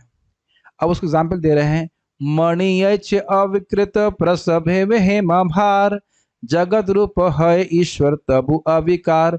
एक मणि है जिसे कहते हैं आप लोग पारस मणि भी कहते हैं, और हमने भगवान की लीला में सुना था ना श्यामंतक मणि, जो हर दिन 80 किलो या 80 मन सोना प्रस्तुत करती थी, लेकिन स्वयं कैसे रहती थी? अविकृत रहती थी। तो ऐसी मणियां होती हैं कि किसी को छू लेंगी और वो सोना बन जाएगा, लेकिन वह मणि में कोई परिवर्तन नहीं आता। उसी प्रकार से भगवान इस जगत की सृष्टि करते हैं, लेकिन भगवान में कोई विकार नहीं आता। आप लोग एग्जाम्पल सब फॉलो कर पा रहे हैं? अब देखिए क्या गलती करी व्यासदेव शंकराचार्य जी ने। व्यास भ्रांति बोली से सूत्र दोष दिया, विवर्तवाद स्थापिया छे कल्पना करिया। अब देखिए शंकराचार्य जी ने यह स्थापना करने के लिए कि भगवान की शक्तियां होती हैं, नहीं हैं, भगवान की शक्तियों को नहीं स्वीकार करते, तो कहते हैं व्यास भ्रांति बोली, व्यास देवी गलत हो गए, और कह रहे हैं उनके सूत्र में कुछ गड़बड़ है। कहने वो क्या स्थापना करना चाहते हैं? विवर्तवाद। विवर्तवाद मतलब ये जगत है नहीं, ये जगत है तो ब्रह्म में तो कोई विकार नहीं आना चाहिए, जगत में तो बहुत विविधताएं दिखती हैं, ये है नहीं, खाली लग रहा है कि ये है, इसे कहते हैं विवर्त। जैसे वो एग्जाम्पल देते हैं कि भाई रस्सी है और पांव आपका रस्सी पड़ गया, तो आप क्या सोचते हो? सांप। सांप तो नहीं है ना, तो आप खाली मान रहे हो कि सांप है। तो उसी प्रकार से वो कहते हैं कि जगत जो है नहीं, खाली मान रहे हो। लेकिन उनको पूछो, आचार्यगण हमारे कहते हैं भाई ठीक है, सांप नहीं है तो क्या रस्सी भी नहीं है? क्यों भाई? रस्सी को सांप मानना ये विवर्त है, ये सांप नहीं है। क्यों नकुल प्रभु? लेकिन क्या रस्सी भी नहीं है? तो हम इस जगत को अपना मान रहे हैं, ये विवर्त है। मैं इस शरीर को मैं मान रहा हूं, ये गलत बात है, ये विवर्त है, ये मोह है। लेकिन आप ये नहीं कह सकते कि शरीर ही नहीं है। समझ रहे हैं? अब ये बात बताएगी महाप्रभु। जीवेर देह आत्म बुद्धि से मिथ्या है, जगत ये मिथ्या न है, ईश नश्वर मात्र हो। देखिए आपने जो कुछ भी फिलॉसफी मायावाद खंडन में सुनी है, वो एक ही स्थान में धम्म से प्रकट हो रही है। प्रैक्टिकली किसी भी मायावादी को ध्वंस करने के सारे फॉर्मूले आप एक ही चैप्टर में सीख जा रहे हो। ये है चैतन्य चरितामृत की ब्यूटी। आप देख रहे हैं एक एक पॉइंट आप पकड़ेंगे ना, दौड़ा देंगे उसको बिल्कुल। तो कह रहे हैं जीवेर देह आत्म बुद्धि से ही मिथ्या हो, ये जगत मिथ्या नहीं है। हमारी जो देह में आत्म बुद्धि है कि मैं ये देह हूं, ये मिथ्या है। ये नहीं कह रहे कि देह ही नहीं है। ये लोग कहते हैं बस देह ही नहीं है, कुछ नहीं, खाली सोच रहे हैं आप, लेकिन ऐसा नहीं है। जगत ये मिथ्या नहीं, ये जगत मिथ्या नहीं है, नश्वर मात्र है, मतलब हमेशा नहीं रहने वाला। लेकिन आप ये नहीं कह सकते कि हारमोनियम है ही नहीं, ये रूम है ही नहीं, यहाँ कुछ है ही नहीं। अभी तो ये भी कह देते हैं कि भक्ति भी मिथ्या है, भगवान भी मिथ्या है, ऐसी बातें बोलने लगते हैं। जबकि भक्ति शाश्वत है, जीव शाश्वत है, भक्ति शाश्वत है, और भगवान भी शाश्वत है। Okay, are you able to understand everything? मुझे पता है कि वो एक श्लोक समझ में आता है और पिछला वाला भूल जाते हैं, यही हो रहा है कि नहीं? लेकिन कम से कम कुछ कुछ चमक रहा है ना। जैसे होता है ना, आपने घर में लाइटर देखा ना, लाइटर में ऐसे खट्ट से दबाते हैं तो कुछ समय के लिए कुछ चिंगारी आती है, फिर बुझ जाती है, फिर लाइटर मारते हैं, फिर चिंगारी आती है। ऐसे करते करते कहीं गैस लग जाएगी तो थोड़ी अग्नि भी प्रकट होगी, समझ रहे हैं? लेकिन थोड़ी थोड़ी चिंगारी आ रही है। एक बार आप श्रवण कर लीजिए, फिर आप पढ़ेंगे तो आपको बहुत सुविधा होगी समझ में। अगर इस जीवन में कभी इच्छा आई कि पढ़ना चाहिए तो जरूर आपको समझ में आएगा। अब देखिए ये जो आर्गुमेंट यहाँ पे सार्वभौम भट्टाचार्य को दे रहे हैं, वही आर्गुमेंट महाप्रभु ने मायावादी सन्यासियों को दिया था काशी में। अब आप लोग ये बताएं कि आप लोग थक गए हैं, ये हम आगे थक गए, अनीश प्रभु थक गए हैं तो लेट जाओ, जाने को था ना बोल और अगर मुझे लग रहा है कि डिवोटीज क्या करें भाई, जूम के डिवोटीज एक्टिव रहते हैं, नहीं थके हैं? ठीक है, तो और पढ़ लेते हैं, कुछ आधा घंटा और पढ़ लेते हैं। ईमानदारी के 20 मिनट पढ़ेंगे, फिर 8:20 पे रुक देंगे। Are you tired? ये बहुत इजी है, क्योंकि ये आप लोग ने पहले भी पढ़ चुके हैं मायावादियों के संबंध में। प्रणव ये महावाक्य ईश्वरेर मूर्ति, प्रणव है ते सर्व वेद जगत उत्पत्ति। ये पढ़ा था, याद आ रहा है? याद आ रहा है मायावादी सन्यासियों के संबंध में कि प्रणव ही वेद का महावाक्य है, और ये ईश्वर मूर्ति भगवान का स्वरूप है। ओम और भगवान में भेद नहीं है, प्रणव से ही सारे वेद और जगत की उत्पत्ति हुई है। तत्वमसि जीव हेतु प्रादेशिक वाक्य, प्रणव न मानी तार कहे महावाक्य। देखिए वो सब एक ही गलती करते हैं, तो इसलिए यहां भी वही वाक्य। ओम को आप मुख्य वाक्य महावाक्य नहीं मान रहे हो। अतत्वमसि, तुम वही हो, तुम वही हो। ये तत्वमसि का अर्थ है कि तुम वही हो का मतलब तुम भगवान हो। इसी पे वो कहते हैं नहीं, यही वेद का महावाक्य है, और प्रणव को नहीं मानते। एई मते कल्पित भाष्य शत दोष दिला, भट्टाचार्य पूर्व पक्ष अपार करीला। इस प्रकार से चैतन्य महाप्रभु ने इस कल्पित भाष्य में, मतलब शंकराचार्य जी के भाष्य में बहुत सारे दोष निकाले। तब कहेंगे अरे महाप्रभु ने तो कहा कि निंदा नहीं करनी चाहिए, और यहाँ हजारों हजारों निंदा कर रहे हैं। निंदा मतलब क्या होता है? जहां दोष नहीं है वहां दोष निकालना, उसका मतलब निंदा होता है। ये जो दोष है उसको बताना ये जरूरी होता है, ये जहर है। भट्टाचार्य पूर्व पक्ष अपार करे। भट्टाचार्य जी ने बहुत सारे पूर्व पक्षी, मतलब बहुत सारे आर्गुमेंट दिए, बहुत सारे किए, और उसके लिए आप देखिए, वितंडा छल निग्रहादि अनेक उठाईला, सब खंडी प्रभु निज मत से स्थापिला। वितंड, छल, निग्रह और अनेक अनेक प्रकार की ट्रिक्स लगा रहे थे कि महाप्रभु से बच जाएं, लेकिन महाप्रभु सब खंडित कर दिए और अपने मत को स्थापित कर दिए। अब आया ऊंट पहाड़ के नीचे, समझ में आया? ये समझ रहे हैं क्या बोल रहे थे? जब उन्हें समझ में आया शास्त्र की बात, दोष निकाल रहे हैं, तो घुमा फिरा के बात करना, इधर से उधर से, ये तर्क वो तर्क, ऐसा ऐसा कुछ करने लग गए, तो उसको सब महाप्रभु ने निरस्त कर दिया। एक आर्ग्यूमेंट चल रहा था महाराज जी के बीच में, शिवराम महाराज के बीच में, और एक नास्तिक के बीच में। बहुत सुंदर अच्छा आर्ग्यूमेंट चल रहा था। उसमें बात हो रही थी कि कहेगी इफ गॉड इज गुड, मतलब भगवान है कि नहीं, यदि भगवान अच्छे होते तो ये इस जगत में इतने दुख क्यों होते? तो महाराज जी ने बड़ा सुंदर आर्गुमेंट किया। देखो उसी के आर्गुमेंट को पकड़ा और उसको ध्वस्त कर दिया। उन्होंने बोला कि हम चर्चा ये कर रहे हैं कि भगवान है या नहीं है, हम ये चर्चा नहीं कर रहे हैं कि भगवान बुरे हैं या अच्छे हैं। अगर यह भी मान लिया जाए कि भगवान बहुत बुरे हैं और इस जगत से इस वजह से इस जगत में बुराई है, मान भी लिया जाए, तो भी भगवान तो है ना। समझ रहे हैं? आप ये तो नहीं कह सकते कि भगवान नहीं है। बुराई तो हमारे कर्मों की वजह से, भगवान तो है ना उसमें कुछ प्रॉब्लम कर रहे हैं। उतना बात कहाँ समझ में आ रही? तो बड़ा सुंदर बात है, जब किसी के आर्गुमेंट को सुने तो उसी को उसी में खत्म कर दीजिए आर्गुमेंट को। तो बड़ा ये बुद्धिमानी होती है।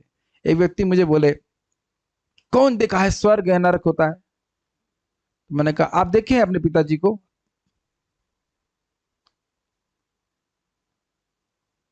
एक्चुअली मेरे आर्गुमेंट मेरे पिताजी से हो रहा था। हमारे पिताजी एक दिन गुस्से में बोले कौन देखा है स्वर्ग और नरक? तो मैंने से मजाक में, मतलब गुस्से में, मैं कैसे जानता हूं कि आप मेरे पिताजी हैं? पिताजी चुप हो गए। अब क्या आर्गुमेंट देंगे बताइए? जनरली मैं उनसे कोई आर्गुमेंट करता नहीं था, लेकिन जब कोई मेरे पीछे से लग जाता है तो तो छोड़ता नहीं। क्या कर सकते? कैसे जानेंगे बताइए? हर वक्त तो हम श्रवण करके ही जानते हैं ना, वेद का प्रमाण उसके अनुसार हम जानते हैं कि भगवान कौन है। खैर बाद में डिवोटी बन गए, तो कोई दिक्कत नहीं है। लेकिन तो आप देख रहे हैं कि लोग बहुत सारे आर्गुमेंट करेंगे, और जैसे जैसे आप भक्ति में प्रवीण होते जाएंगे देखेंगे लोगों के पास कोई आर्गुमेंट है भी नहीं, बेवकूफी की बातें करते हो। कौन से शास्त्र में लिखा है कि घर छोड़ करके माता पिता का त्याग करके भजन करना चाहिए? मैंने तुमसे कौन सा शास्त्र पढ़ी हो तुम? कौन शास्त्र पढ़े तो एक भी नहीं। तो फिर तो यहाँ भी वो बहुत प्रयास किए छल करने का, लेकिन महाप्रभु छोड़े नहीं। अब वो बता रहे हैं कि वेद का प्रयोजन क्या है। तो बहुत स्पष्ट है, इसी है, भगवान संबंध भक्ति अभिदेय है, प्रेम प्रयोजन वेद तीन वस्तु कय। बड़ा स्पष्ट है भगवान से जीव का क्या संबंध है। भक्ति जो ही अभिधेय है जिसके द्वारा भगवान की प्राप्ति होती है, और प्रेम ही प्रयोजन है वेदों का। यानी कि जो कुछ भी आपने किया अब तक सार्वभौम भट्टाचार्य जी बिल्कुल व्यर्थ रहा, इसको तो आप समझ ही नहीं पाई। ये बहुत बड़ी कृपा है जो हमको समझ में आ रहा है। वेद पढ़ने का तो सामर्थ्य तुम्हारे पास है भी नहीं, और पढ़ते भी तो कभी समझ में नहीं आता। जो लोग तथाकथित वेद पढ़ रहे हैं, जरा पूछिए वेद का प्रयोजन क्या है, नहीं बता पाएंगे। आप समझ रहे हैं, एक आर्य समाज है, उनसे पूछिए वेद का प्रयोजन क्या है। We have nothing against them, उनसे हमारा कोई द्वेष नहीं है, लेकिन वह भी नहीं समझ पा रहे हैं कि वेद का प्रयोजन क्या है। मैं तो कभी बहस नहीं करने गया उनसे, लेकिन यह प्रयोजन नहीं है। इससे पहले हम आगे जाएं, जो कोई भी इसको श्रवण कर रहे हैं इसको बड़ा ध्यान पूर्वक सुनिए। आपके अगर कोई तथाकथित आध्यात्मिक गुरु हैं तो गुरु की परीक्षा ले लीजिए। 3 प्रश्न कीजिए, मैं कौन हूं, भगवान कौन है, भगवान से मेरा क्या संबंध है, और चौथा प्रश्न, भगवान से हम संबंध को कैसे जागृत कर सकते हैं। तो हम कौन है, महात्मा है, भगवान कृष्ण है, भगवान से हमारे संबंध नित्य दास का है, कोई भगवान नहीं बन सकते, और उनसे संबंध को जागृत करने का एकमात्र तरीका है शुद्ध भक्ति। स्पष्ट समझ में आ रहा है। अगर इन प्रश्नों के सही उत्तर नहीं दे रहे हैं या नहीं दे सकते हैं, तो बिना भावुकता के द्वारा प्रेरित हुए तुरंत ही उस गुरु को बिल्कुल त्याग देना चाहिए। वो गुरु नहीं है। हाँ, आपने बोल दिया तो आपकी बात को रिपीट कर रहा हूँ। गुरु है, वो गाय के समान है, वो जानवर पशु के समान है, वो आपको बिल्कुल अंधे में लेके जा रहा है, अंधकार में लेके जा रहा है, चाहे कोई भी गुरु हो, तथाकथित गुरु। और ये किछु कहे सकल कल्पना, स्वतः प्रमाण वेद वाक्य कल्पिना लक्षणा। आप देख रहे हैं कि महाप्रभु ने बोला है तृणादपि सुनिचिना, ठीक है ना, कोई दिक्कत नहीं है, लेकिन सिद्धांत के मामले में महाप्रभु एकदम क्लियर है, एकदम कटिंग जिसे कहना चाहिए, लेकिन ऑपरेशन कर रहे हैं कड़कड़ कड़कड़। और ये बहुत जरूरी है। ये नहीं कह रहे हैं कि अभी तक सार्वभौम भट्टाचार्य जी की कोई खराब शब्द उपयोग नहीं कर रहे हैं, लेकिन सिद्धांत में जो गड़बड़ कर रहे हैं उसको वह कर रहे हैं। तो हमें किसी पे व्यक्तिगत अटैक नहीं करना चाहिए, लेकिन फिलॉसफी अगर गलत है तो उसको बताना हमें बहुत जरूरी है। और ये किचु कहे सकल एक कल्पना, और जो कुछ भी कह रहे हैं वो सब कुछ केवल कल्पना मात्र है। स्वतः प्रमाण वेद वाक्य कल्पना कल्पेना लक्षणा, जो जो वेद के वाक्य स्वतः प्रमाण है उन पे कल्पना से लक्षणावृत्ति कर रहे हैं, अपने मन से कुछ अर्थ ले रहे हैं इस प्रकार से। तो अब मान लो कोई कहे, सार्वभौम भट्टाचार्य कहें, और इसको आप लोगों को कई बार लोग कहेंगे, अरे आप शंकराचार्य जी में दोष निकालना है, इतने बड़े प्रमाण है वो। तो महाप्रभु कह रहे हैं, आचार्य रे दोष नाही ईश्वर आज्ञा हैला, अतएव कल्पना करी नास्तिक शास्त्र कहला। ये बड़ी ही गोह्य बात है, इसको जरूर श्रवण कीजिए। आचार्य नहीं दोष, कौन से आचार्य, शंकराचार्य जी, उनका कोई दोष नहीं था। ईश्वर आज्ञा हैला, उन पे तो भगवान कृष्ण की आज्ञा थी, उन्हें ऐसा करने के लिए कहा गया था, इसलिए अतएव कल्पना करी नास्तिक शास्त्र कहला, इस कारण से उन्हें कल्पना करके नास्तिक शास्त्र की रचना करी। स्वागमय कल्पितैस्त्वं च जनान् मद विमुखान् कुरु, मां च गोप्य ये न स्यात् सृष्टिर एषोत्तरोत्तरा। ये कह रहे हैं यहाँ पे भगवान कृष्ण के वचन है 181। ये प्लीज उसको सुन के जरूर जाइएगा, ये बहुत महत्वपूर्ण है। शिव जी को संबोधित करते हुए पूर्ण पुरुषोत्तम भगवान ने कहा, आप साधारण लोगों को वेदों की अपनी कल्पित व्याख्या द्वारा मुझसे विमुख कर दीजिए। आप मुझे इस प्रकार ढक दीजिए कि लोगों में ऐसा प्रचार हो कि वे भौतिक सभ्यता में प्रगति करने में अधिक रुचि लेने लगे, ताकि आध्यात्मिक ज्ञान से रहित जनसंख्या में वृद्धि हो। अब एक प्रश्न बनेगा, भगवान ने ऐसा क्यों किया, नहीं तो कलयुग कैसे आगे बढ़ता। और ये छलनी की तरह करता है कार्य। जो लोग वास्तविक भक्त हैं वह मायावाद को कभी स्वीकार नहीं करेंगे, लेकिन जो छद्म भक्त हैं वह मायावाद को स्वीकार करेंगे। ये समझ भी सुने थे सब बात कभी आप कभी पहले, ये बहुत गोई है, इसीलिए प्लीज इसको जरा ध्यान पूर्वक सुनिए। ये स्वयं भगवान कृष्ण ने शंकर जी को, भगवान शिव को आज्ञा दी कि इस प्रकार शंकराचार्य के रूप में आकर के नास्तिक धर्म की स्थापना करें। अब ये शिव जी का उक्ति है, ये दुर्गा देवी के बोल रहे हैं, मायावादम असत शास्त्रम प्रछन्नम बौद्धमुच्यते, मय्येव विहितम देवी कलौ ब्रह्मण मूर्तिना मायावादम असत शास्त्र, मैं मायावाद रूपी असत शास्त्र को, भौतिक शास्त्र को बोलूंगा। कैसा है वो? कहते हैं प्रचन्नम बौद्धम उच्यते, वह तो बौद्ध धर्म ही है लेकिन ढका हुआ है। बौद्ध धर्म में क्या कह रहे हैं? ईश्वर जीरो है, और ये क्या कह रहे हैं? ईश्वर निराकार है। कोई अंतर है? ऐसे नाक पकड़िए या फिर ऐसे पकड़ लीजिए, समझ रहे हैं? इसलिए कह रहे हैं छुपा हुआ बौद्ध धर्म है। मई एवं विहितम देवी, हे देवी, हे दुर्गा देवी, मेरे ही द्वारा ये विहित किया जाएगा, मेरे द्वारा ही प्रवर्तित होगा। कलौ, कलयुग में, ब्राह्मण के रूप में, ब्राह्मण मूर्ति ना, शंकराचार्य जी ब्राह्मण के रूप में आए थे कि नहीं? जानते होंगे आप इस बात। तो ये समझ लेना चाहिए कि ये जानबूझ करके किया गया है। शुनि भट्टाचार्य हैला परम विस्मित, मुखे ना निसरे वाणी हैला।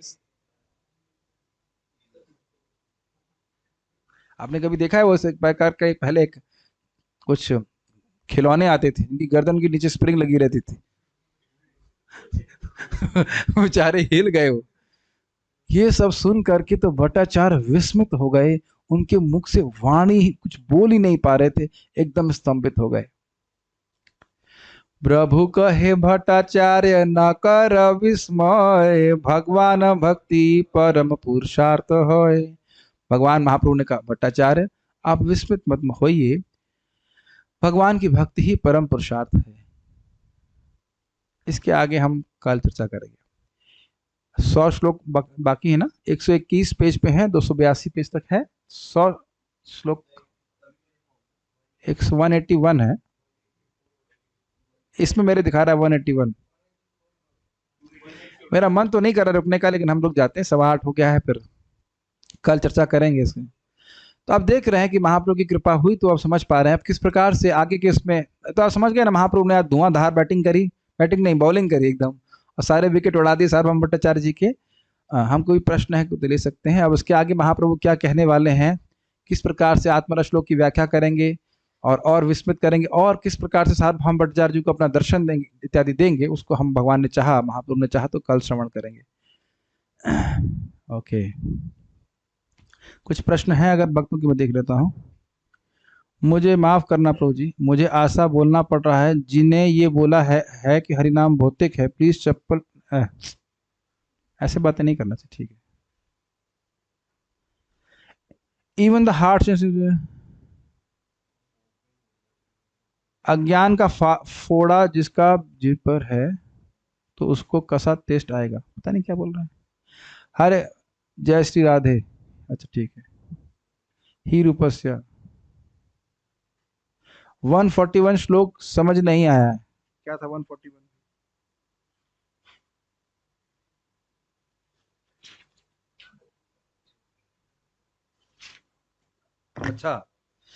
अच्छा बात है, कह रहे हैं कि जहां जहां पे भी भगवान को निर्विशेष कह रही है श्रुति, तो वो समझना चाहिए कि भगवान वहां पे प्राकृत रूप से रहित हैं, ये समझना होगा, इसलिए वो बोल रहे हैं। तो समझ में आ गया होगा, कठिनाई नहीं इसमें।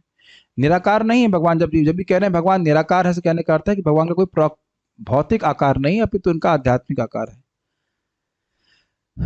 कृष्ण का नाम तो सुनते आए हैं, बहुत चैतन्य महाप्रभु को हम इस्कॉन में आने के बाद ही जान पाए हैं। में भी कृष्ण से अट्रैक्शन नेचुरल है, चैतन्य महाप्रभु जी से प्रेम को हम किस प्रकार बढ़ाएं? अच्छा प्रश्न है।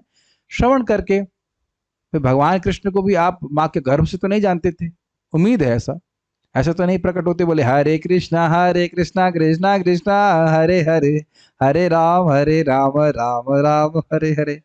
माँ के गर्भ से तो कोई जानता नहीं है। कृष्ण की आपने पूजा होते हुए देखी, तो आप कृष्ण के भक्त बन गए, तो कृष्ण महाप्रभु में कोई अंतर थोड़ा ना है। महाप्रभु के बारे में श्रवण करेंगे तो समझ में आएगा।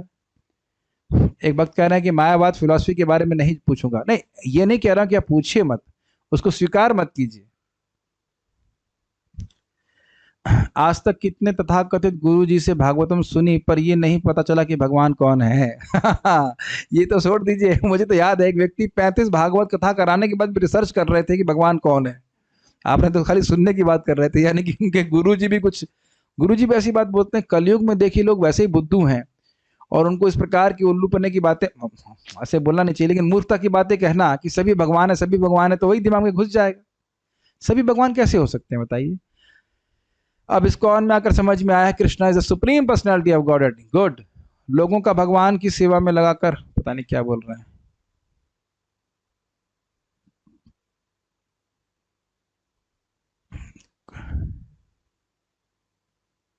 क्या डिस्ट्रक्शन होने पर प्रकृति का, हाँ एक अच्छा प्रश्न, क्या प्रलय होने पर प्रकृति का अस्तित्व बना रहता है? क्या उत्तर है बताइए। यस, प्रलय होने के बाद भी प्रकृति अव्यक्त अवस्था में रहती है, इसे कहते हैं प्रधान। ठीक है। नैमिषे नैमिष श्लोक में आप कह रहे थे कि devotees desire will be fulfilled and he will get purified also. So जो भोग चाह रहा है उसको भोग नहीं ही मिलेगा। ये दो डिफरेंट चीज हैं। मतलब भोग चाहने वाला यहाँ वो है जो ना तो भागवत की महिमा समझता है और ना ही भागवतम को परंपरा में स्वीकार करता है, मतलब प्रोफेशनल रिसाइटर।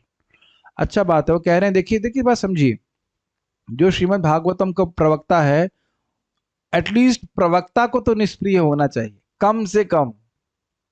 अब श्रोता को तो कंट्रोल नहीं कर सकते, लेकिन कम से कम जो बोलने वाला है उसकी इच्छा तो भगवत प्रेम विकास करने की ही होनी चाहिए। अब श्रोता तो बहुत इच्छाओं से करते हैं, क्या कर सकते हैं। लेकिन जैसे शिला प्रभुपाद जी की उदाहरण आप देख सकते हो, प्रभुपाद जी शुद्ध भक्त हैं, भगवान को प्रसन्न करने के लिए भागवत कह रहे थे, तो कितने लोग उन भौतिक वासनाओं को त्याग कर उनके शुद्ध सेवक बन गए कि नहीं बन गए। श्रोता तो जरूरी नहीं कह सकते कि सब शुद्ध ही हो, लेकिन कम से कम वक्ता को यही भावना होनी चाहिए कि मुझे भक्ति को स्थापित करना है, भगवान को प्रसन्न करना है। ये अच्छा प्रश्न था। Maya is more powerful if we were भगवान and maya made us forget that means maya is भगवान अकॉर्डिंग टू दिस मायावादी। एकदम बेकार फिलॉसफी। यस, यही तो बात है। माया अंधकार है, कृष्ण सूर्य सम माया है अंधकार, जहां कृष्ण तहां नहीं माया अधिकार। अरे भगवान के भक्त भी भगवान का आश्रय लेकर माया से पार हो जाते हैं, तो भगवान कैसे माया के अधीन हो जाएंगे। तो ये सब बिल्कुल एक एक पॉइंट पकड़ेंगे तो आप देखेंगे कि वो बुद्धू हैं। प्रॉब्लम क्या है कि हम लोग उतना समझ नहीं पाते। ये तो प्रभुपाद जी की कृपा है, इस प्रकार के शास्त्र दिए हैं तो हम समझ पाते हैं। मुझे याद है एक मेरा मित्र था 2000, अब तो डिवोटी हो गए, 2003 की बात है। वो एक बापू की, नाम नहीं रख रहा हूँ, बापू जी की किताब लेके आए और बापू जी लिख रहे थे उसमें, तुम ही से चंद्रमा उग रहा है, तुम ही से सूर्य उग रहा है, तुमसे हवा चल रही है। तुम जाके बोले, जिसको पढ़ के बड़ा कॉन्फिडेंस आता है। मैंने पढ़ा, मैंने कहा ऐसा तो नहीं हो रहा है, सूर्य तो उग रहा है, मैं तो बाद में उठ रहा हूँ सूर्य के, सूर्य तो मेरी इच्छा से नहीं उग रहा है, चंद्रमा मेरी तो ये सब तो पता नहीं कैसे। अच्छा था कि बचपन से ही स्वीकार नहीं होती थी सब बातें, ये पता नहीं क्या बोलते हैं। खैर हमने कभी बचपन से माना नहीं कि मैं भगवान बन सकता हूँ, पूजा नहीं कर रहा था, लेकिन ये दोष कभी नहीं आया। उम्मीद है कि आप लोग भी ऐसा कभी सोचे नहीं होंगे ना कि भगवान बनने की वो प्रोग्रामिंग है। ठीक है, ओके। और कोई प्रश्न? भगवत गीता 3 चैप्टर पारायण वो तो सुबह होता है बेटा, सुबह आओ। ठीक है, तो यहाँ रुकते हैं। आपका बहुत बहुत धन्यवाद। और इस प्रकार से आप देखेंगे कि कैसे चैतन्य महाप्रभु अब सार्वभौम भट्टाचार्य तो भी विस्मित हो रहे हैं। कल अगर आप देखिए कैसे सार्वभौम भट्टाचार्य जो एकदम शुद्ध भक्त बन जाते हैं, पूर्ण शुद्ध भक्त। और अपितु इस शास्त्र, इस अध्याय को श्रवण करने की महिमा ही है कि कर्म और ज्ञान का दोष हमारी भक्ति से हट जाता है। तो इस प्रकार से हम लोग कल भगवान की कृपा से होगी तो श्रवण करने का प्रयास करेंगे। श्रीमन